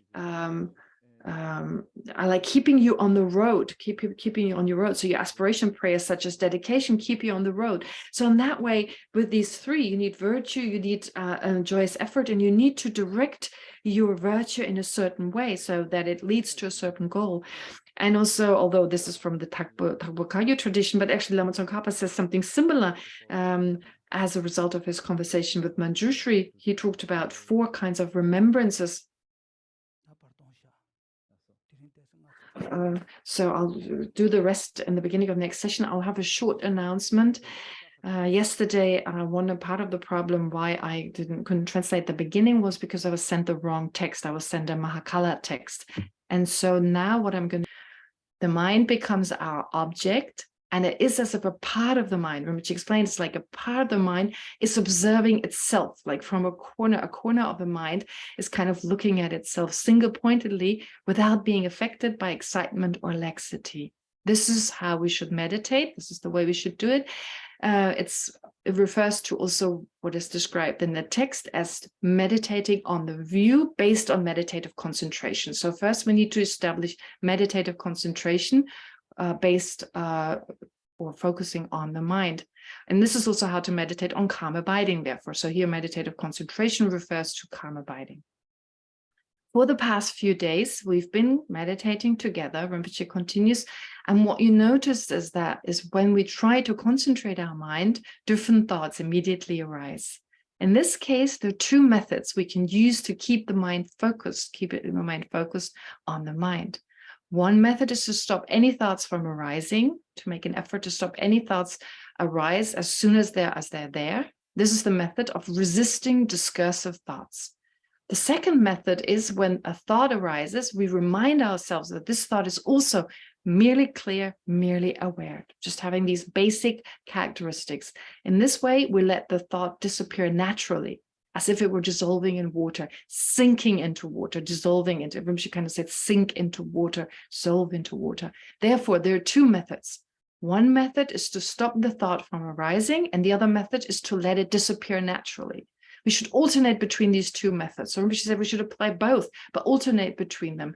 Deliberately stop our thoughts by cutting them off, and letting them disappear naturally. The second method is to let the mind rest on its object. This is what Rinpoche will talk about today. So there are different methods. Rinpoche said 6, but he only mentioned 5. They're based on a text. And as I said earlier, I received a Mahakala ritual, and I kept looking for what Rinpoche was saying in this Mahakala ritual. Quite funny thinking about it now. But that's why I missed so much of the explanation Rinpoche gave, and I had hardly any memory of that. So I don't know what the name of the text really is. It's quite difficult to translate. It basically just says excellent explanation of the deep meaning, mustard seed space. So in Tibetan, it's Sabdun Leshi Yudrun Namka. I don't know how to really translate that, so don't trust my translation of the title here. So the excellent explanation is like it's like space, and the deep meaning is like the mustard seed, but it's just expressed differently when the title is actually put together. Never mind the title. So I'll just read now. First, your mind should be like a Garuda bird, or Rinpoche said, like an eagle, carried by the wind and soaring in the sky, gliding in the sky without any particular goal. It flies naturally and doesn't need much effort to move its wings. In the same way, we should let our mind rest in its natural state. Second is our mind should be like a small child, like an infant, when an infant who's 1 or 2 years old visits a temple and looks around, he sees things without mentally holding on to what appears to him. He doesn't have thoughts that apprehend this is this or this is that. So in the same way, our mind should not stop any appearances from occurring, but refrain from ascertaining them. Number 3, our mind should be like the sun shining brightly without being covered by any clouds. Let nothing limit the mind's qualities of being clear and aware, but let these qualities freely pervade everything. So like the sun, freely kind of being free to just shine brightly. So similarly here with regard to the mind, Rinpoche just kind of repeated that. Our mind should be like an ocean from which waves arise that are not different from the water of the ocean and disappear back into the ocean. So like the waves of the ocean, they're the water from the ocean, and they arise from the ocean and go back into it. The various feelings, likewise, that arise in our mind are just expressions of the mind and disappear back into the mind. Rinpoche didn't mention that, the text didn't mention it, but based on what it says here, implied is that also the thoughts and feelings and so forth, they disappear back into the mind. So we're almost done. Number 5, our mind should be like a fish in a limpid, in a clear and still body of water, endowed with mindfulness and introspection. So like this little fish moving around and being mindful of introspection. She didn't say anything further, and then summarized, and the summary is also in the text.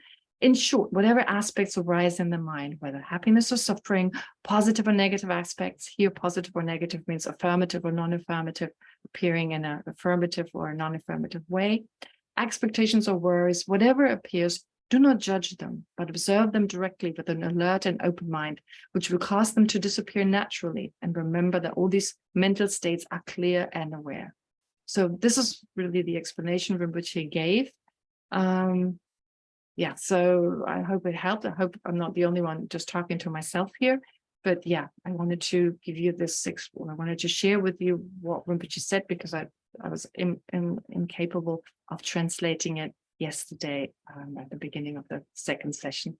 And I just mentioned here Benjamin Losang Chökyi Gyaltsen's auto commentary, but Rinpoche didn't really read it. It was just mentioned that this text, that this is similar to what Benjamin Losang Chökyi Gyaltsen said in his auto commentary. And you can read it. You probably found it much faster than I did yesterday. But anyway, I didn't need to find it. This is the explanation. It's beautifully explained. At the end of the last session yesterday, I tried to summarize it, but I got it all wrong. Anyway, if you read it, you get it right. You can understand what is said in this text. It's a little bit different, but still similar. All right, thank you very much.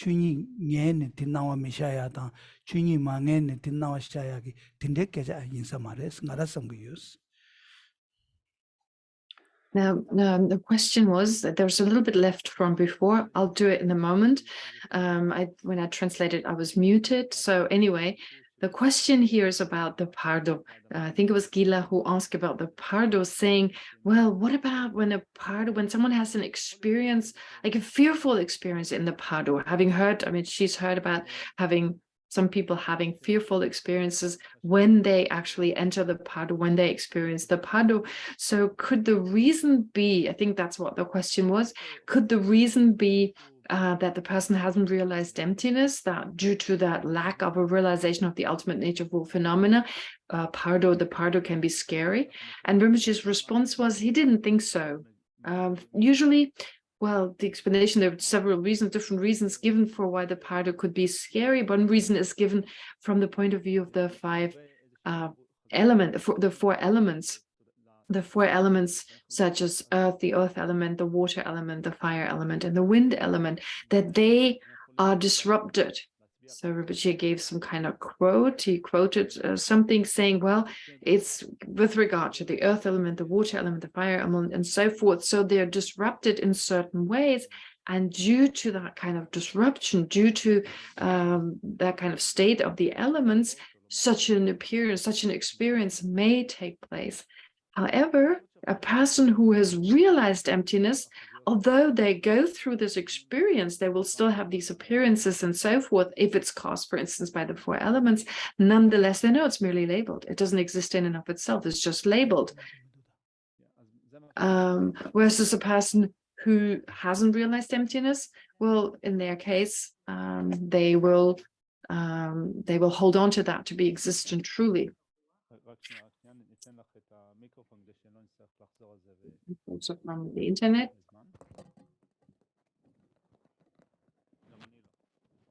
Anyway. Oh, this is part of the microphone, so now you can hear her. So I'll just quickly translate what was said previously, what was left from the previous session. So but Namatsangkhapa, as a result of having his conversation with Manjushri, his dialogue with Manjushri, okay, sorry, I'll do it later.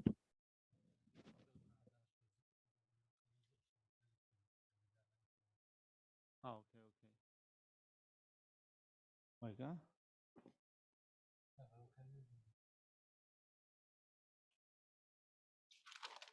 Yeah. Said wait.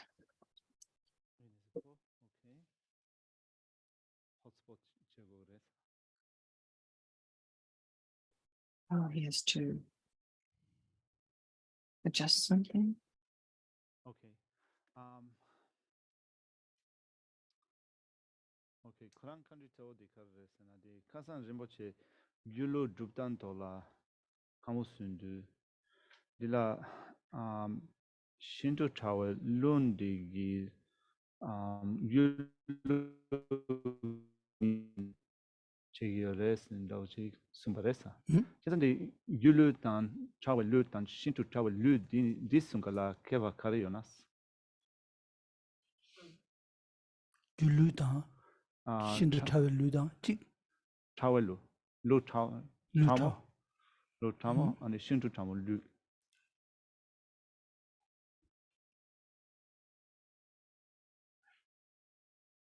That tande di chidang ngaransu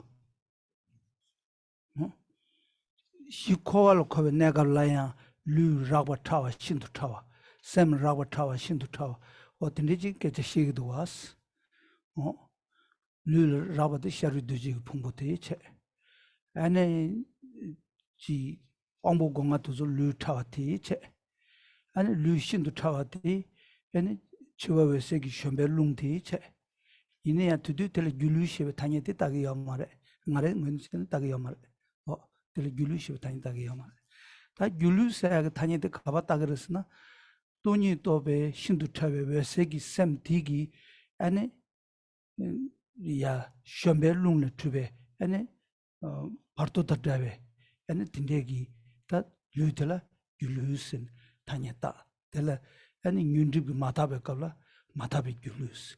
Yundrib the Tabe Kavla, and Tendabe Lutella, Tabe Gulus, what Tindes and Tamata Gulus, what Tindes and Lagayores. That's Sev Chungsung. First, I'll address the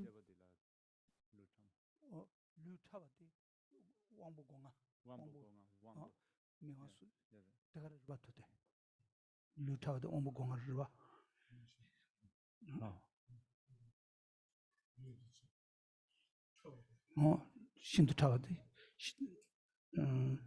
You may be 6 Lung Tiche, Lu Rabot Sherudu Pumbuche, Wambu Gongati, Lu Tawa. Peji in some that is some sort of re.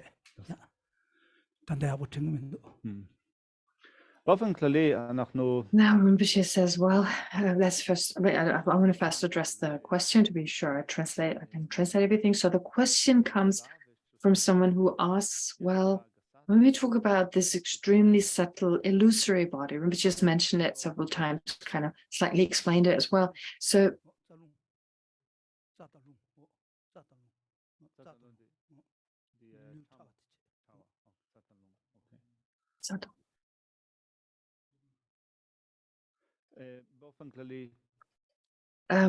someone asked, well, what is the difference between that very subtle illusory body and the subtle body in general? Like in general, we talk about there's a subtle body, there's a coarse body. So the subtle body and the illusory body, what's the difference between the two?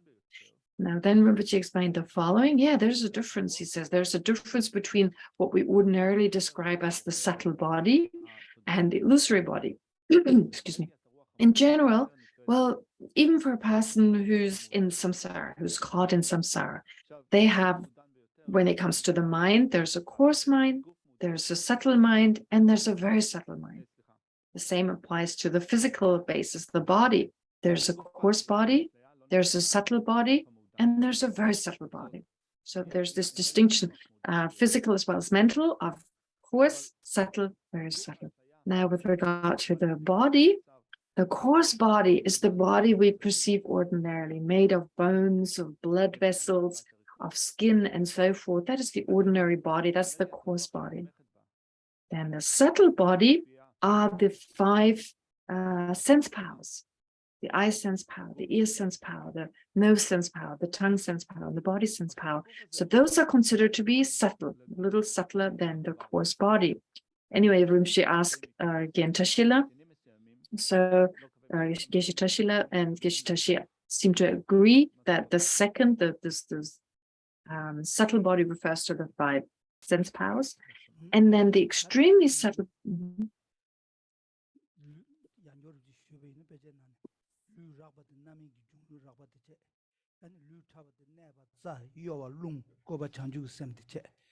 And Lucian to Tower, the Tamje Dombo was Segishumbe Luntiche. That same Rabatilla, and Gonge one shetiche. And same Tawatilla, Gundo Jaju, Zanyu to Nyan issue to Zuche. And same Shin to Tower, the Tamje Dombo was Sem, what in the Sundua.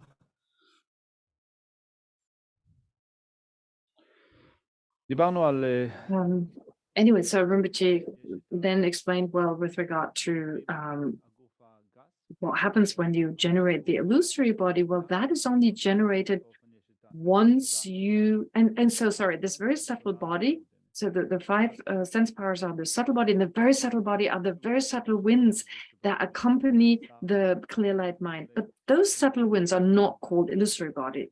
They're not, this term is not applied to them. So what happens when when the illusory body is generated? It is generated by taking the clear light mind, utilizing the clear light mind, and realizing emptiness with it directly. So realizing emptiness with it. And then when you realize emptiness with it, and then when you arise from that, if you arise from that, then you meditate on that being the intermediate state. So let's take the time of death. When you're at the time of death, you meditate on the clear light mind of death. You meditate on emptiness with that mind, and then when the mind arises, then the intermediate state starts, and you attain what is called the illusory body. Having taken the mind, realizing emptiness, the clear light mind, practicing with that, the Dharmakaya, now you practice the illusory body, and at some point you manifest the illusory body. And there are two types. There's the impure and the pure. There's the pure and the impure illusory body. The impure illusory body is this type of subtle body that arises from the subtle winds of the clear light mind. So the clear light mind, it's associated winds when the mind arises, just after it becomes, or just when it becomes inactive and the intermediate state starts, then these subtle winds, they arise as the illusory body. If you're able to make the subtle winds rise, cause the subtle winds to rise as illusory body, you've got first the impure illusory body, when the afflictive obscurations have not been eliminated, and then you have the pure illusory bodies when the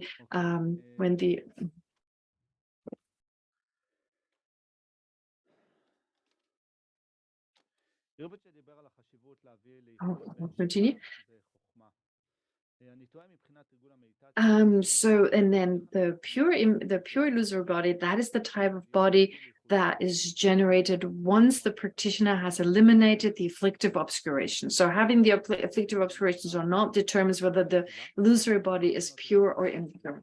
And Rinpoche continued, anyway, he just quickly looked it up. He said, so the coarse body is, as he said earlier on, the coarse body as we perceive it. The subtler body refers to also the winds that are not the winds of the subtlest mind, but the drops and the channels in the body. So those are the subtle body. And the subtlest.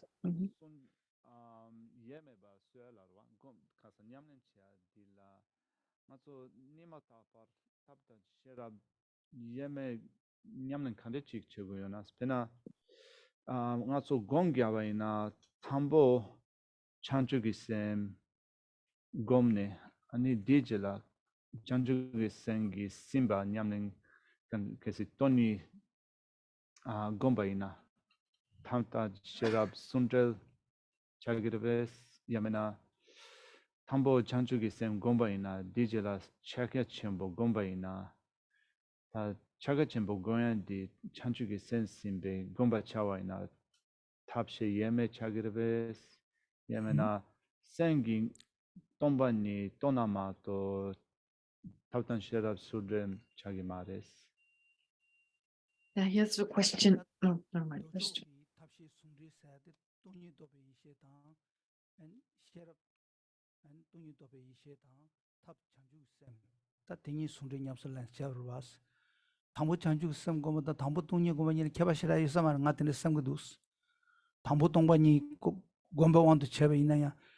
Rashime tawa tenla berne and tombani gom chönam gi nelu to gom o tendre chigi nichu ti kanga kansam chigi so sebu chigi shar yombe kabla tene tetar mato be semjen tige tita mone ning jaji resha di chigi nichu ti shene ane teta khawal thotu yaji yonga resha sambe tuni tobe yishi chigi ti tat Mune togu na the indi Tony lo kowa chaba tendechigi and lo tigi shug topki and chig semjen la mibe and ninja mixage time ya or tella tene and chig jochang top gugu ba top nugu bang tando top nu de tumong mai bang et yaji yedebe then chanju semgi chi dag job sanje yu komba top chawo sengedela shug mixage tap to ya or Tindea yosare tindechene chigdrosu chigdroyaches, Tirimado yerme kechanamares. Ta chaja chambo gom sayati kabla nga karu kecha shayindu tapshango yerme sayati ane kararesana ane ji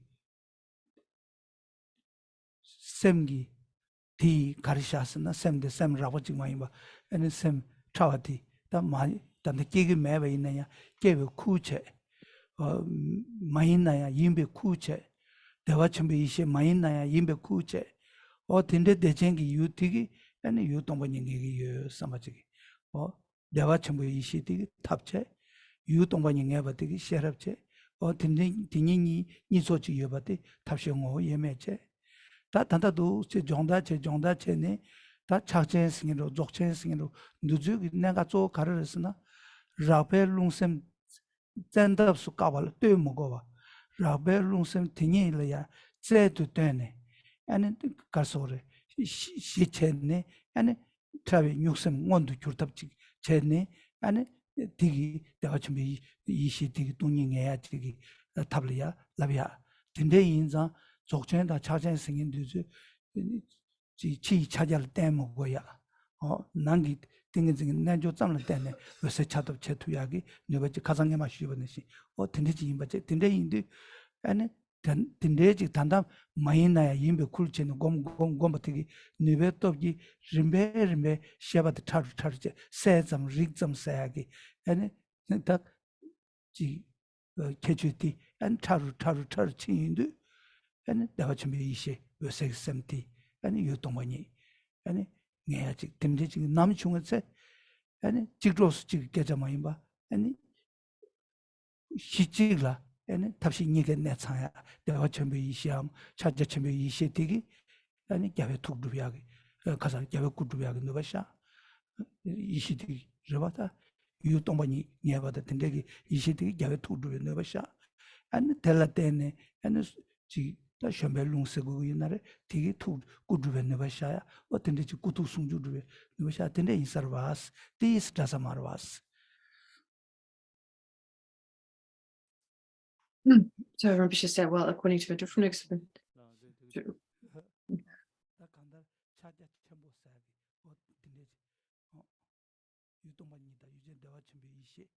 내가 준비 이시 다 사운드 쪽에도 가두이나 내용도 내가 좀 이시 셴벨룽 꾸두야 내가 좀 이시 코란 꾸두야 니 용거 이지 말해 다 셴벨룽 꾸두야 직착이 이기래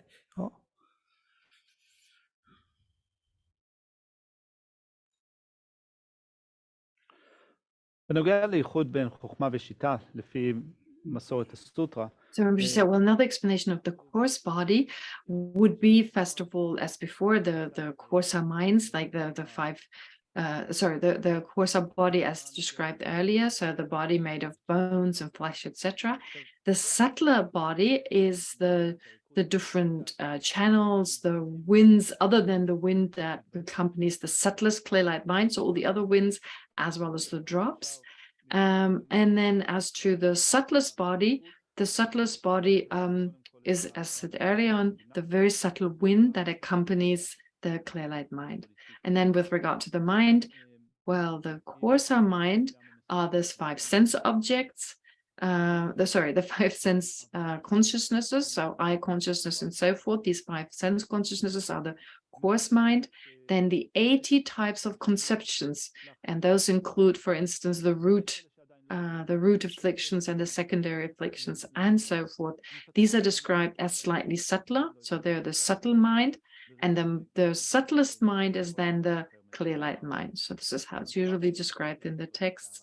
Now, the question that someone asked, and I know I still have some translation left from the last session, I'll do that a little bit when I got a chance, but the next question was, well, we talk about the inseparability of method and wisdom. So how do we practice this? How can we practice this like daily?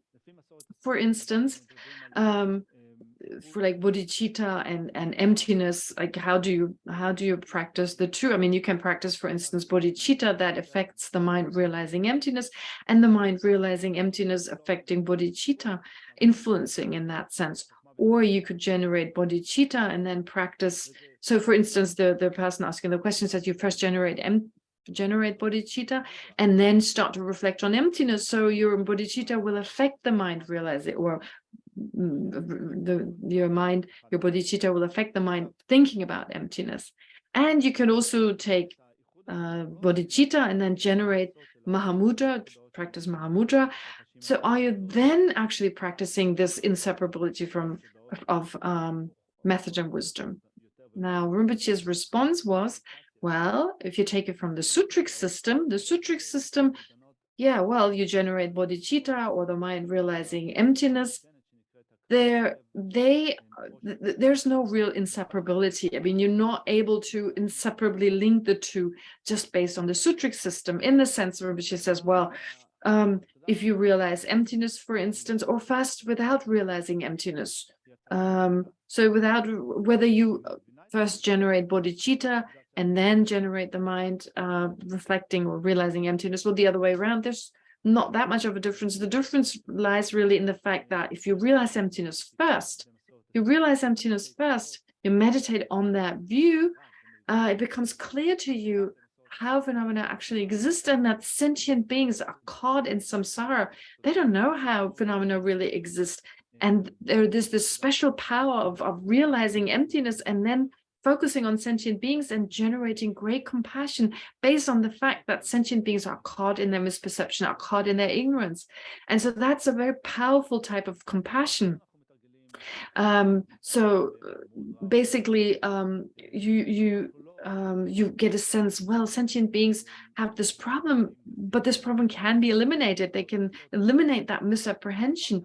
So it's possible to attain liberation, and it needs to be attained. And I personally can attain liberation. So in that sense, it's you generate the mind of enlightenment after you have realized emptiness, after this, even if you've not realized it, but you've got an understanding of emptiness to a certain degree. And therefore that then induces great compassion as well as bodhicitta. And then you have these two minds, but they only assist each other. It's not like they rise at the same time. When you meditate on emptiness, you don't meditate on bodhicitta, and vice versa. So they're not inseparably linked. They assist each other. Now, to really generate the indivisible, like an inseparable method and wisdom, well, you have to practice Tantra. Now, the way to go about it, we talk about the inseparability, for instance, of method and wisdom in the sense of great bliss and emptiness. You can inseparably link great bliss and emptiness. That is the inseparability of method and wisdom, one type to describe in Tantra.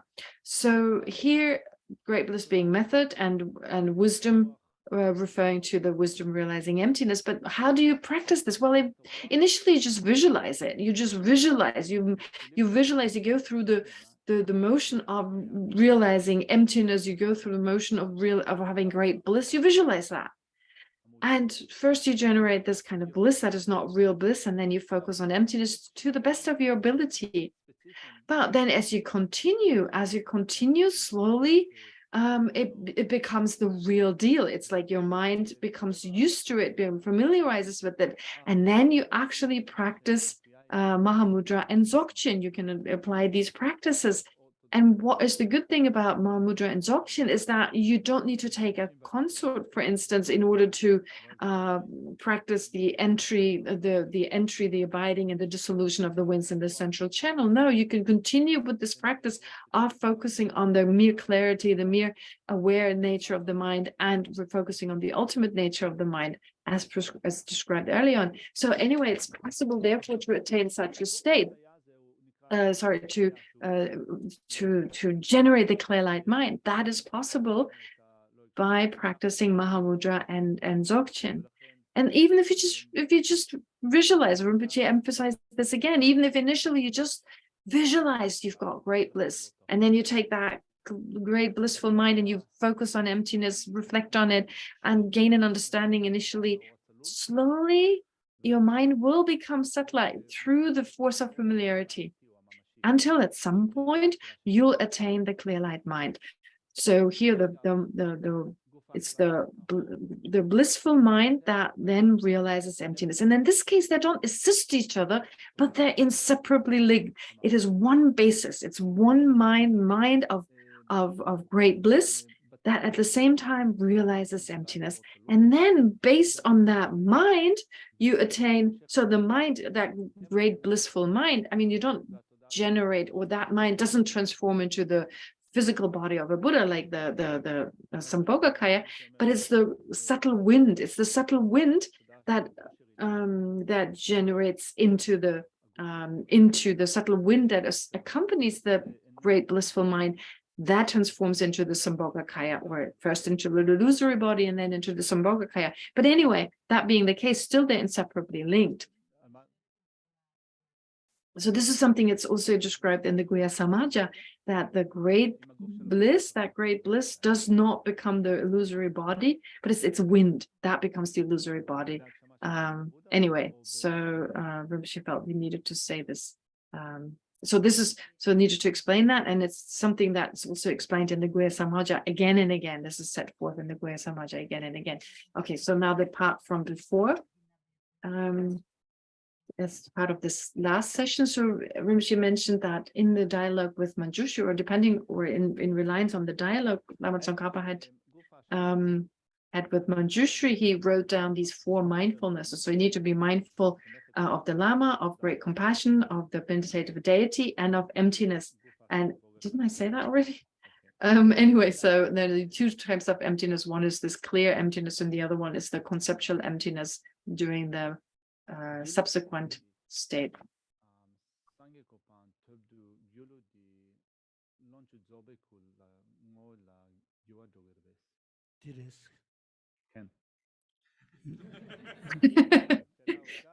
So the question was, does the illusory body become the Sambhogakaya? And Rinpoche says yes. So there's this long discussion about the question, but the answer was yes, the illusory body becomes the Sambhogakaya.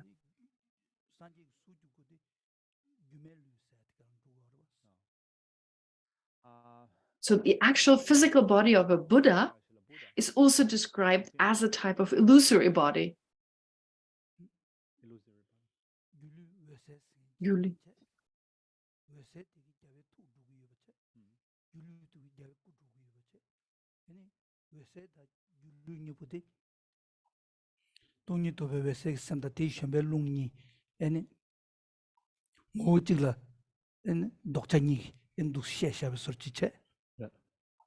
모호지로 도장이 쓰셔야 되고 되게 아니 마음발 산지기 구투고 예매 착을 써야 돼야 줍시 남게 내가블라 귤루에 생이도 뭐 예매 체제 모호지로 도바 다되게 주도 전에 이해돼 버티기 어딘데 지금 주바 인사 니부 산지기 살에 구투고 예매 체 용거를 써야 돼 도전에 다 주선된데 돈은 루어래 어디 인자 다 들어다가나래 셴벨룽 규멜루티 아니 로바타이 던규웨스기 죽도들라 산지 수구차기요.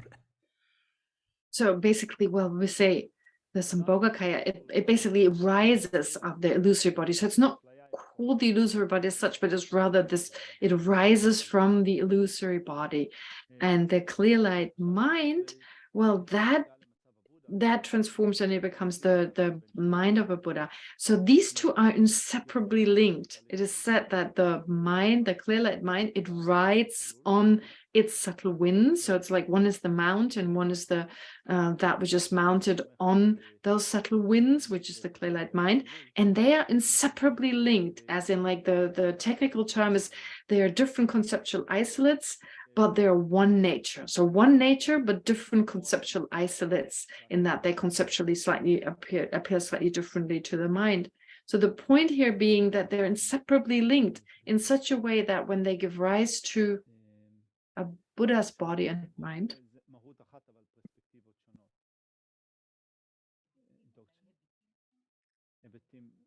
so when they transform into the mind and the body of a Buddha, then the mind and the body of a Buddha, they are also inseparably linked. There's no distinction between them. And the proof for that lies at the time of the path. So if you ask the question, why are the Buddha's body and the Buddha's mind inseparably linked, different from a sentient being's mind and body? So the Buddha's mind and body are of one nature, inseparably linked in such a way.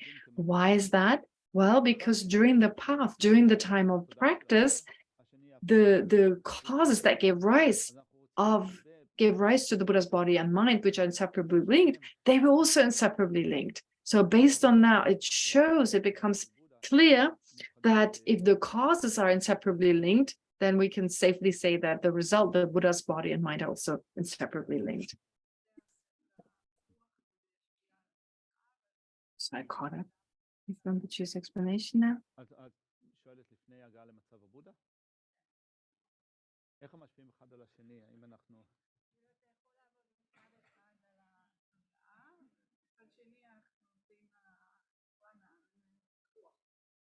האם הם משפיעים אחד על השני, או איך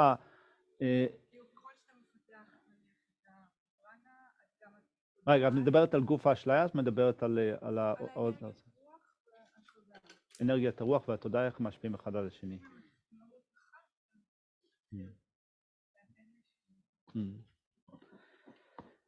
Dila, kuran semtan lungse di ngochi gimbala chigichila dende chigichila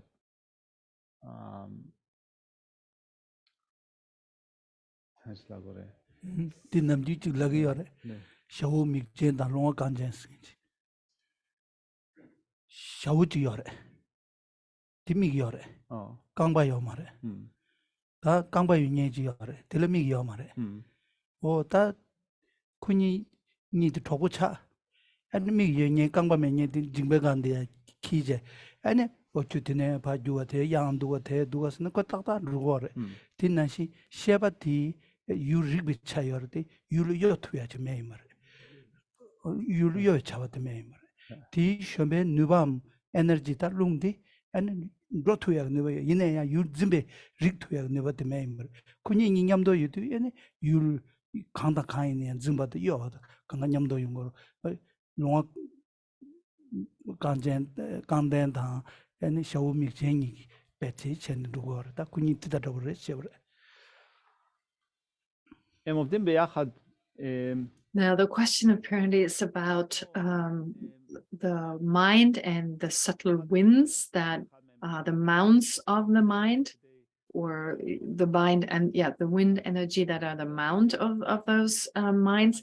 And here the question is about whether them being of one nature. And as the Hebrew translator was still thinking of how to express their question to Rinpoche, Rinpoche said, well, yes, actually those two are of one nature. They're linked in a very specific way. And usually the analogy that is given as to the relationship between mind and its accompanying wind energy is said to be like that of a blind person and a person who's got no legs. So a blind person and someone who doesn't have legs. So the mind is like a person who doesn't have legs. So the mind is not able to move. This kind of movement is not possible for the mind. The mind is like a person who can see but not move. So that whereas the subtle winds, they're like a person who's blind but who can walk. So if the two get together, if, like, for instance, the blind person walks and is walking, on the road. Wouldn't that make it easier to recognize the mind? Can we start practicing Mahamudra with the mind-only view? And after that, could we then further perfect our view by meditating on the emptiness of the mind itself? Would that work to go in this order? So I don't know whether you can hear the Hebrew translator, so I'll just repeat the question in English. So someone asked, how about when you want to practice Mahamudra to focus on the mind and so forth, wouldn't it be helpful to study the Chitta Matra or the mind-only school first? Because there's so much emphasis on the mind and how the mind functions and so forth. And so once you have a good understanding of the mind-only school, then you proceed to the Prasangika school, the way they set forth emptiness and so forth. And you can then have a better sense of the mind, focus on its clarity and so forth, and are able to also realize its ultimate nature from the point of view of the Prasangika school. So wouldn't it be recommended, therefore, wouldn't it be recommended first to learn the Chitta Matra school, since it helps us to develop a better understanding of the mind?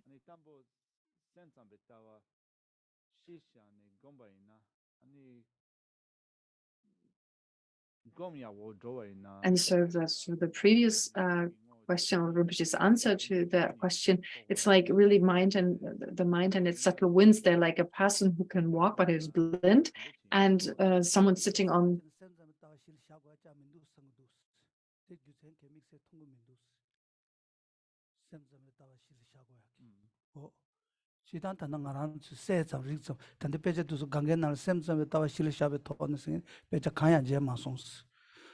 다 단다 나랑 저기 세점 리점 생행기 도스체 다니엠바 소통 어떻게 참은 데단도 저 강가 야 샤르투사 그것도 멜론리아 숭예샤바나 샤르투사 데 카바 샤르게 알았으나 샘들 샤르게 알아봤어 딘데지기 아니 당배차 아니 리배차 아니 유진배차 딘데지기 다 내갑질이야 세우시보면야 딩예베체제 아니 디톨이야 같이 투도 배서체니 엔 세르다 제리야 셈코랑 디마도지기 아니 셴다기 대단 제베기 유티기 참도 스파카인데 세점 리점 코랑라야 아니 템바디스 아니 야 슈처처 야 따윤드 아니 연주지도 셈디 차비차들이야 누스바바와 유제 아니 리바이시 승인디 간라야 냐마샤지 용구 유사레 디인사레 알랭에라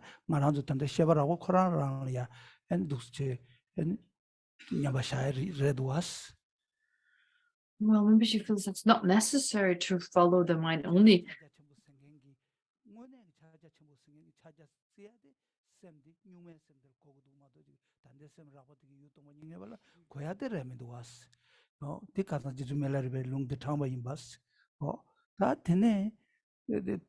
비저 가와이나래 자지 못해래 이내야 콜람사 용다 메디인데 다단데 셈 마치베 셈기 중년 로슨 그 창소 간에 중고도 간에 용 창소 두체네 세점 리점티 엔 랑원네 투베 엔 딘디지 메데바 딘디지기 엔 다와직 때는 벤네 엔 텔이야 냠바샤야 엔 곰돈 다와 초기 옛날에 다도는 곰 초기 옛날에 어떻게 봤어. She feels it's not necessary to follow the mind only view according to his understanding, and also reading about these techniques, Mahamudra and so forth. Well, it doesn't ever mention any Chittamatra or mind only school text as a reference in order to explain the clarity of mind and so forth, which is why Rinpoche is saying it's not necessary. You find all the explanations also in other texts, or the other schools of especially the high school. So therefore, yeah, that's not necessary. And in general, well, when we think about it, so that which hears sound, that which perceives physical forms, so shapes, colors, and so forth. So what is it that to which they appear, to which they dawn, as it said, or appear? Well, is the mind itself, it's consciousness. And that kind of mind, that experiencing entity, part of it is that clarity. One part of it is its clarity, its lucidity, allowing for anything to appear to it. And part of it is its ability to know the object, its ability to be aware of the object. So it's got these two basic aspects. And initially, when we set off, we tried to focus on exactly these aspects of the mind. So it's merely clear, it's merely knowing. We focus on these kind of, basic characteristics.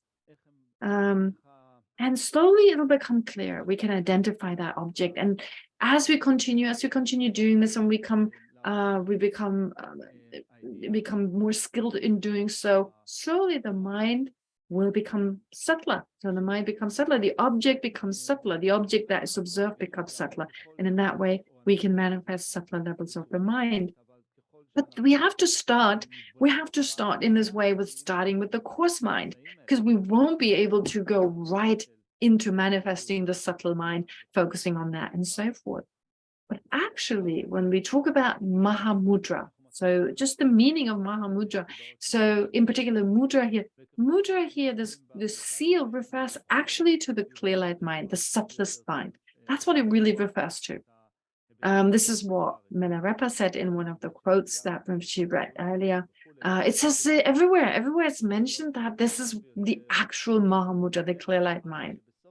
But that doesn't help us. We won't be able, without engaging in the other practices, to dive right into the perception of the clear light mind. We need to start on a coarser level with a coarse mind that is manifest right here, right now, and investigate where does it come from, where does it abide, where does it go to, and so forth.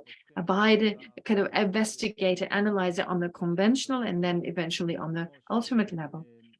in order to then, through familiarity, continue on and on until we're able to attain the actual Mahamudra. But yeah, so anyway, this is why we start off with the Mahamudra of like the course, with the practice of the Kosa mind, which is not actual Mahamudra yet. But then to continue with the previous, the analogy, so Rinpoche gave the analogy of a person, the blind person sitting on the shoulders of a person who can walk. So the blind person is like the winds, and the person who can walk, no, sorry, the other way around. The person who can see and has no legs sits on the shoulders of the person who can walk but cannot see. So the person who can see but has no legs, that's like the mind. The mind cannot move, doesn't have that aspect of movement, moving towards an object and so forth. It doesn't have that ability. Whereas the winds, there's these subtle energy winds, they have that ability to move, of movement, which is why the two in combination are the perfect combination, just as the person without legs who can see sitting on the shoulders of the person who has legs but can't see are a perfect combination because one can guide the other. Therefore, that's the analysis here. So this inseparability, and that from the point of view of also the different functions, is usually explained on the basis of this analogy, Rinpoche said.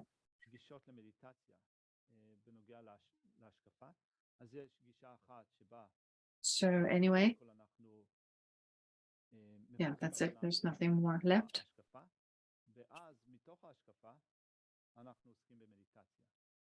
הגישה השנייה היא מתוך המדיטציה, אנחנו מפתחים הבנה של ההשקפה.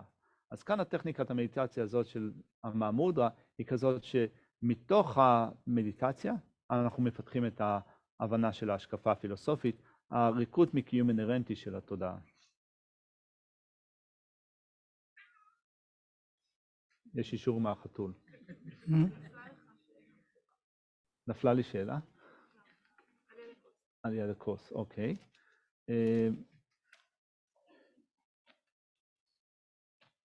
כן, יש לי פה עוד כמה, כן, אוקיי. לגבי שלילה שלא מאשרת ומאשרת, למשל, דוגמה של אין כסף בארנק, אבל יש ארנק, האם זה... שאלה טובה. דילה, מגה כתמה אינגה תולה, כשהתוסטס ג'ון לא עלה. Pena kuran pechik shawa inarwa. Bagula peja mese adila mega imbala bagu yose adila mainga chagirves. Dimare. Tangeli shinyumbuna tamsi chamitung said mega resuyore. Tamsi chamitung said mega chevati tamsi labguduasana tamsi ti and karsa maybe shire mato chigi gajakabe kashutu dele pangbe chömares o tinza tamsi menaya and mainga chagmares and bagula pesha mes lavin megare pesha mes the cover bagure tinza bagula pesha mes maybe chöjing pangbe chöjema tamsi chamidung said maybe tamsi the maybe chöjing pangbe chöje mares tinza mega chag mares kasa mainga chag mares otende sumare tik tak ta chibar dure. Now the question that was asked here. Saba mes singe mainga re sumare. Saba mes said dus chöje mes chigo chirede ineya chetaye be yobti jablo ko are. O tinza saba mes tabu mainga to chagure sumre. Tang penang aranse re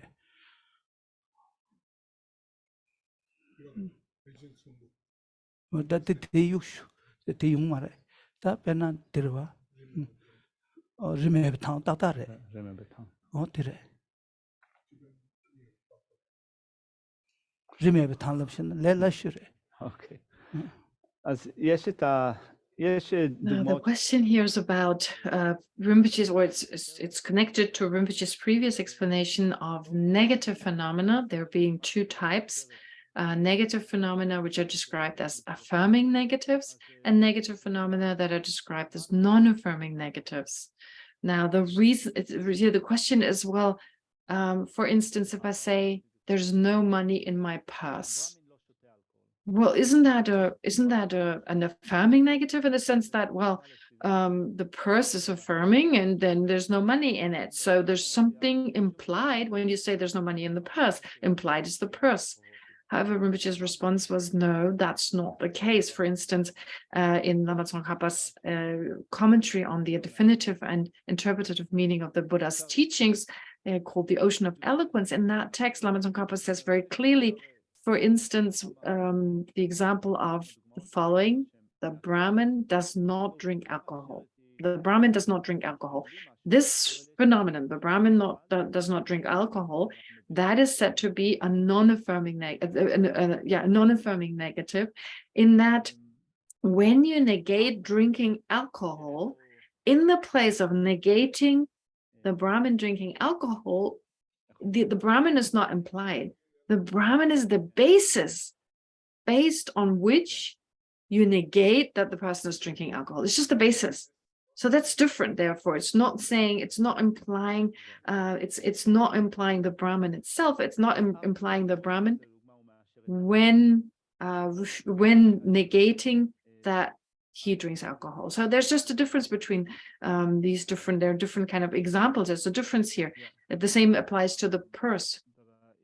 English listeners, so Geshtashi is also saying, like, for example, Yaki, the translator, can be either Tibetan or Israeli, is not Tibetan.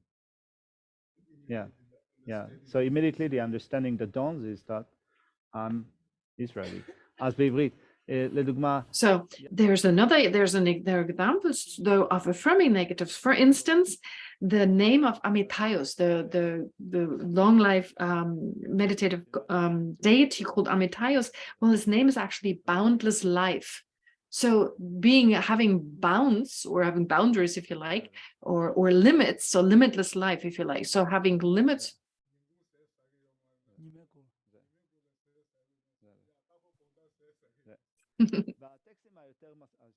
So therefore, kind of, if you call it like a limitless life, the name of Amitaios, well, it's negating the limit, negating a limit, but in the place of negating the limit. Logic text is the classical example, like fat Devadatta does not eat at night, and so being fat in first suggests that if he doesn't eat at night, he eats during the day. Okay, the other way around. Fat Devadatta does not eat during the day, which suggests that he eats during the night. All right.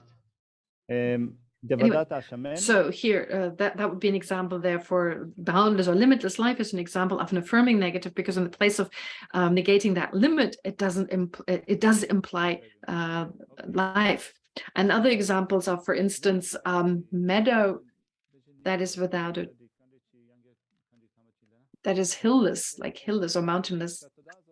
A hillless meadow. Again, the meadow is emphasized. The meadow is in the focus, and therefore, when the mountain is negated, when you're negating the mountains, that in its place, what is implied is that there's a meadow. So there's some difference between these different examples.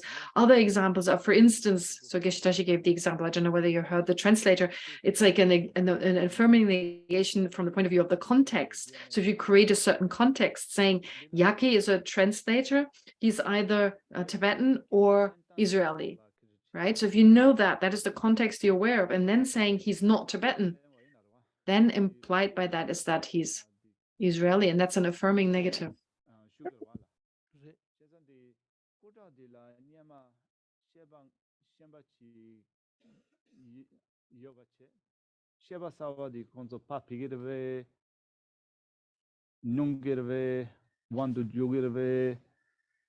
Tila sheba tenso dende dede tangirves, sheba tenso la timgirves. Grandi sheba tendi karesangirves. chochochi hagobe sorchos. Kuta tila sheba shambachi chi tambone ranches sheba chi ye debe soro. Tende chi pechi mares. Kuta tis ta sukjan rabachi imbache. O tenda batila kona na pardu namshi zin tuya nubachi yedebache ane pardu shebati telia tusin royundu tel toje ane pardu shebati tel zinje en tusin kudani pardu sheba en tusumzom chig tone en lubut tubarwas. Okay, אז כשתודה And שנמצאת so this would be an example. So Yaki is not Tibetan in this context. By negating that he's Tibetan, still what is implied is that he is Israeli. So that's an example of an affirming negation from the point of view of the context. And the classic example is, for instance, saying fat Devadatta does not eat during the day. So he's fat, he survives. And so, well, when is he going to eat during the night? So implied by negating that he's thin, or by negating that he eats during the day, what is implied is that he must eat at night because he's fat. So those are examples of affirming negatives as opposed to the example of no money in the purse, where the purse is not affirmed here. It's not implied, but instead it's just the basis for negating the negation of containing money. Anyway, the next question is, what about when the semen of the father and the ovum of the mother come together? Do they already have a consciousness?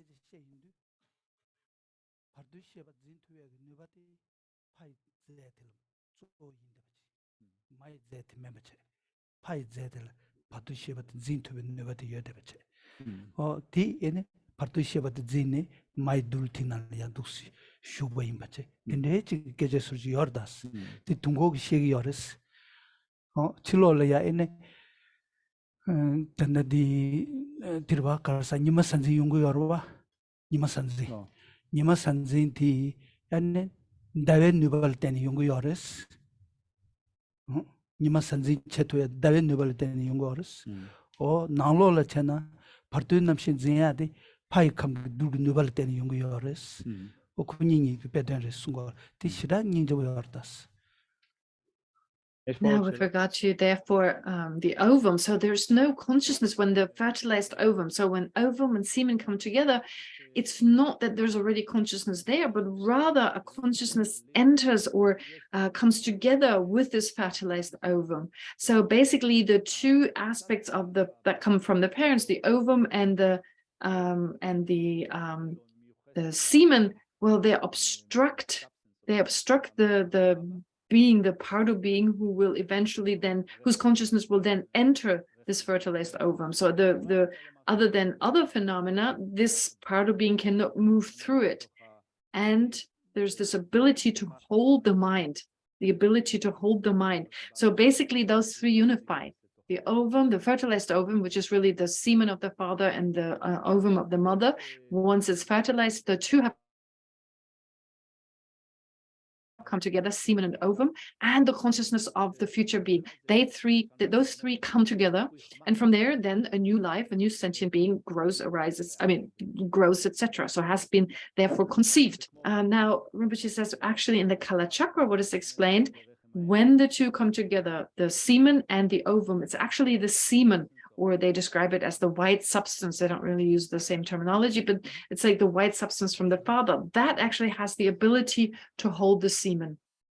It is like when they have a sun eclipse, it is the moon that is responsible for the sun eclipse. It keeps the sun it obstructs the sun from shining. It's mainly the moon. In the same way, it's the father's substance that is responsible, that holds the part of being, the intermediate state being, so that it remains within it and unifies or gets together with that ovum. Sorry, I didn't hear what was said just now. I think it's about meditation. That was the question. Another question.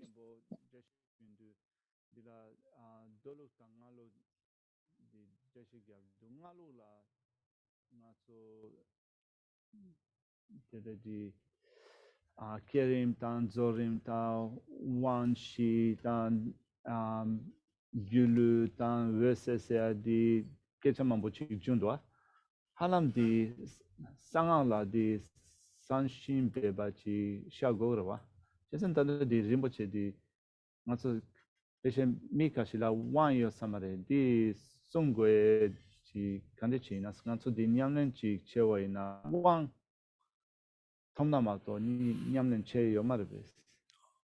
Tati chigres. Nezu chi shina mato tele ya tonali marwas. Nezu ti shine tel tonali grivas.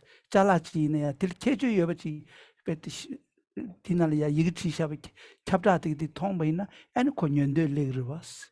O tina shi chi talenganzu di du sungotu chi chabre digi maumbalia and sangalia tonalea wanshuya tonalea tindeli yungre samne ne talenti piti nashi sagwa gyusen tires. So there's a question. So there's a question, well, we talk about Mahamudra from the Sutric point of view and from the Tantric point of view. And in particular, when we speak of Tantra, well, there are terms such as generation stage, completion stage, the 4 types of empowerments. You have terms such as, or concepts such as the illusory body, the clear light might, and so forth. But it's actually Tantra. Isn't Tantra something that is secret, that should be taught in a kind of secret and for hidden fashion? So here it has been openly explained. So what about that? What about this? I mean, so a lot of people here in the audience haven't received an initiation and tantric initiation or empowerment yet. So what is the reason for Rinpoche talking about it so openly? And Rinpoche said, well, actually, Rinpoche just gave you a general kind of idea of it, because if you don't know what Tantra is about at all, why would you take an empowerment? How could you develop interest in this profound practice? So he said it's like when you, for instance, when you advertise for things kind of explaining their qualities, if you talk about the kind of qualities they have, then people are interested in them and may go out and buy them. So here there's this kind of similarity in the sense it's like this precious path. So without knowing anything about them, you're not even developing an interest in pursuing this. But if you do understand it, then at some point you develop an interest in it and may actually go out of your way, I mean, in the future, and get an empowerment and then practice accordingly. So Rinpoche says, I taught this to you, and this is why in the very beginning I told you this was not a teaching, a guidance based on experience, but a guidance based on just explanations. So it's just this explanation, nothing.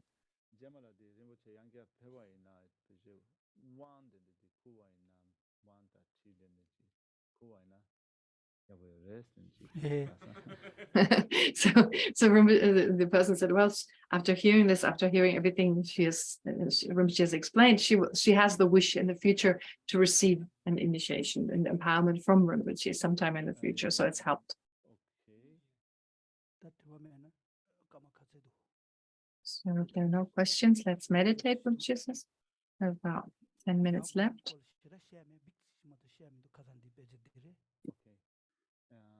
I don't have much to say other than what I said before, Rinpoche said.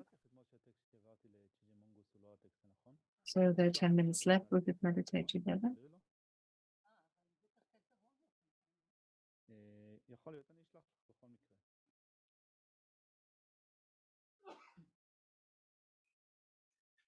Ta gom jabdang koro ji shube ina sem ji shita chebas o sem singen de kande ji du ana kane chungu du ka sem singen di shibuji gene chambu shibuji tomo meban den sange sar do denge o sange konde sange naso di an tene ji yong de yo de ana ko ya zero ji je yundu chungsa dine yungdu ana nesa dela negdu rosa de rudu saji tindiji me denye da kandang lubudilia chasan chap debe soruji ya chap debe jilia tongsange ane ji settinge ane ji shiganga zintumye da tindiji ripachi duwa samajigi da seshiribe lo tindiji duwa samajigi seshiribe lo ti ane ngebache seshiribe lo tele ya ane ji neag tondala ane 지 가르쳐가시도 스마 대인도 디간데 대토야 깔카고 쉬우지 여인도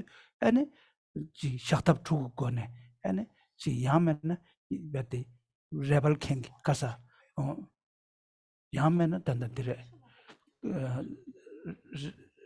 가르사 레버ken 베베츠 세치요레 남도 가르쳐 남사 대만 다 띠께lun구메 쓴 남사 화자야 야면은 남도 그런 신을 땐 남도 코나 라이스타야 와다 딘데 또네 아니 중간 칼 딘시샤 아니 부중라간 따시샤생에 어떤데 샤답 주고 토네 탑시 강용 토네 소소 가르 참아인 그 두갈로 제고 깨자 말에 소소 가르 참아이나 어디 배주 당기 chen 간다 셈티 간이야 네트다 지기 간나 네제 다셈 코레가 네 찍고 깨자 말에 몽발이야 셈티 아니 듀나 때네 샤바마도 유랑원에 따든자는 셈디시 녀송예도 메베 따와지한 거야래 셈기 춘이지 거야래 들려야네 도시 네탑체 다 도스체네 셈기 시자죠 셈기 샤타 때 봤으니까 가장 긴긴기 검디나를 침제 다 단다 에네 람드케주스 다 고사제부터 먹어왔제 다 숨발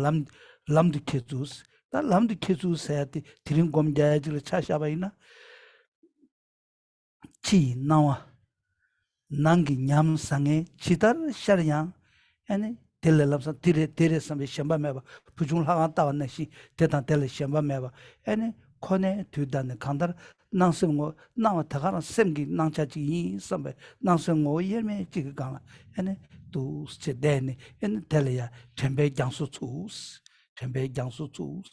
o tenshi chara ches tenshi ki chara che chabe jara ta nenga cheshudi 최 탐제 담바트가 짜네 민두와 샘디 탐제야 민두와 삼바지기 아니 주구주구 들어 타돔 텐데지샤 민두와 삼바티기 마침바 대단 맨나야 상에기 레 상에데 꺄와 상에다 저 탐제 아니 렉사세 아니 텐데 넘버시바 텐데지기 윤을 때니 연구도 와서 마투바 텔레 텐디루메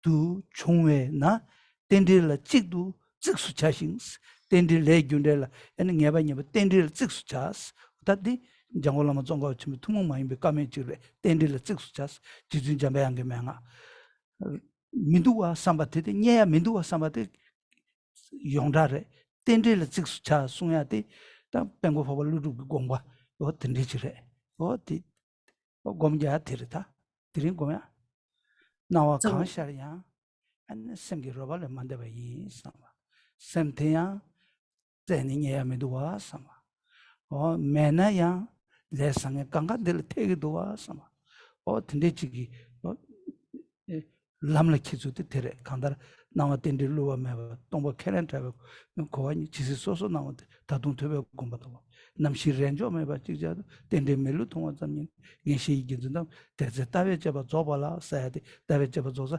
샘기팅 따베 잡아 줘야 어다 찾아 친구 어디 간데 얘는 냠레체스 어디 쓴거 요래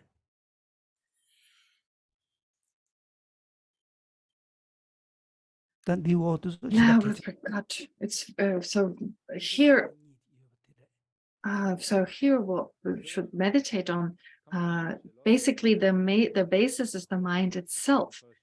So we start off with like, well, here we have this first outline that Rinpoche mentions of the three outlines. The first outline is to determine the basis, which is the mind itself. So where does the mind come from?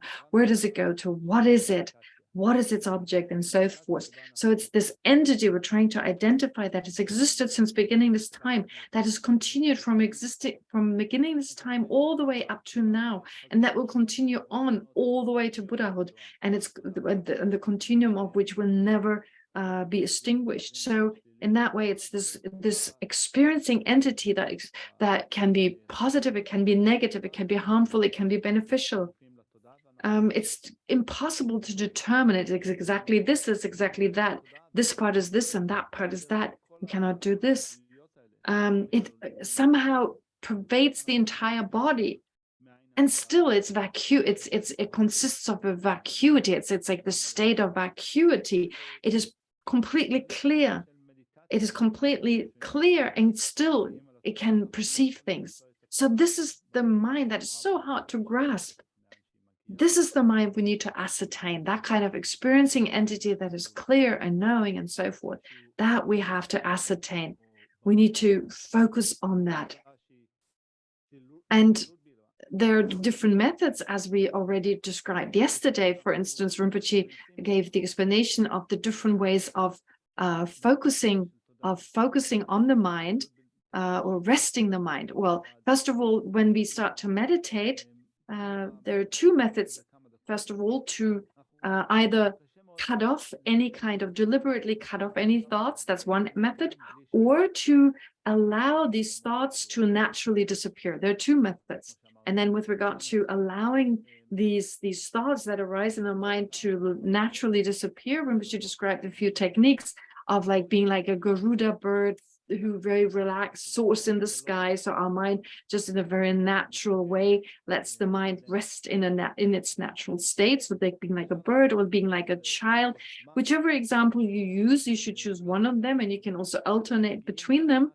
But the point is that you apply these different methods to focus on the mind itself without distractions, by either cutting off, by deliberately resisting any type of discursive thoughts, or allowing discursive thoughts by way of these different methods prescribed earlier to naturally disappear.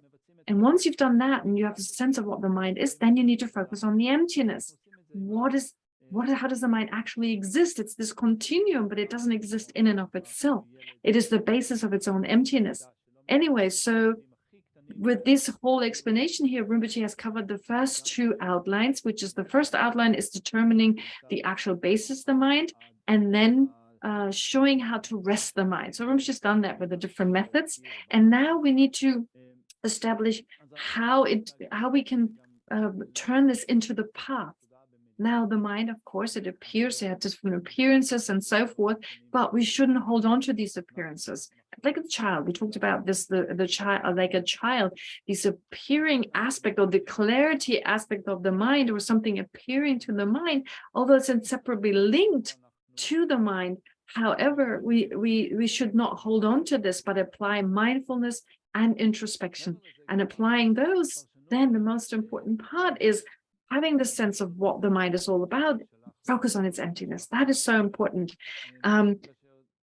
But to not be just satisfied with the emptiness, not just being satisfied with the lack of inherent existence of the mind, but also understand that the mind on a conventional level, still it accumulates karma, positive and negative karma, it engages in positive and negative actions. It is a consciousness, it is a dependently arisen phenomenon. Therefore, what is important here to consider both the lack of inherent existence and its dependent arising. So this is something very unique to Nagarjuna. A lot of people are familiar with this idea where the mind can't be found, it doesn't exist in and of itself, but that is not sufficient. We need to bring it together with we have to bring it together with the dependent arising, of the mind itself. The fact that the mind doesn't exist in and of itself, however, at the same time,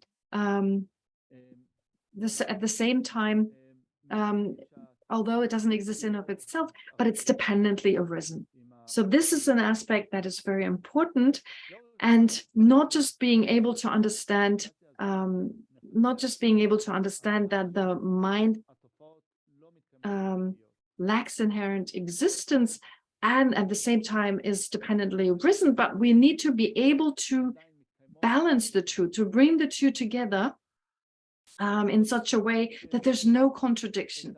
Sorry, as I'm translating, I'm trying to find the exact verses of the three principal aspects of the path that Rinpoche very quickly recited. But anyway, no need for that. So really what Lama Tsongkhapa says in this particular text, and as quoted by Rinpoche, well, it's such that as long as we see dependent arising and emptiness as contradictory, we won't be able to gain this non-objectified kind of view. We won't be able to attain the non-objectified view. But when instead there's no contradiction between dependent arising and emptiness, to such a degree that the understanding of dependent arising supports the understanding of emptiness, and the understanding of emptiness supports the understanding of dependent arising, that's when we have actually attained the complete view. We have the actual ultimate view of reality. So this is what Lama Tsongkhapa says in his three principal aspects of the path. I'm still looking for it. Anyway, So if you look at the verses, the last verses, it's got 14 verses. So verse, I think it's 11 and 12. Well, in there,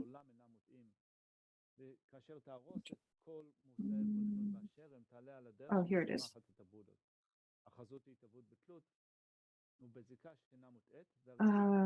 When with respect to all phenomena of samsara, you see that the laws and karma never deceive, and when you have dismantled, then you have entered 11. As long as the two understandings of appearance, undeceiving dependent origination, and of emptiness, the absence of all positions, remain separate, then you have not realized the intent of the sage. However, if at some point, not in alternation, but at once, the instant you see that dependent origination is undeceiving, this dismantles the entirety of the object of grasping its certitude, then your analysis of the view is complete. Furthermore, and so forth. Okay, so anyway, having explained all this, meditate on this, generate a fresh kind of meditation. So newly meditate on what Rinpoche explained. Don't just go through the motions, but actually newly meditate based on what Rinpoche explained. So it goes on to say, furthermore, when appearance dispels the extreme of existence, and when emptiness dispels the extreme of non-existence, and you understand how emptiness arises as cause and effect. So when the understanding of appearance actually overcomes, with that, you overcome the extreme of existence, and with the understanding of emptiness, you overcome or you dispel the extreme of non-existence. That's when you have fully understood emptiness. Oh, so no, Rinpoche did say that. Sorry, I missed that. So Rinpoche said, meditate on your own, because there's no time. And then he just now we dedicated the virtue. So let me just read you the prayer. So dedication prayer: in the land encircled by snow mountains, you are the source of all happiness and good, all powerful Shinrezig Tenzin Gyatso. Please remain until samsara ends. The brave Manjushri and also Samantabhadra realize things as they are. Therefore, in order to be able to follow their example, I dedicate these merits in the best way. With the dedication praised as supreme by the victorious ones of the 3 times, I completely dedicate all these roots of virtue so that I may engage in the noble deeds of the Bodhisattva. Thank you. I will meet again at 3 p.m. Israeli time, slightly different, half an hour later than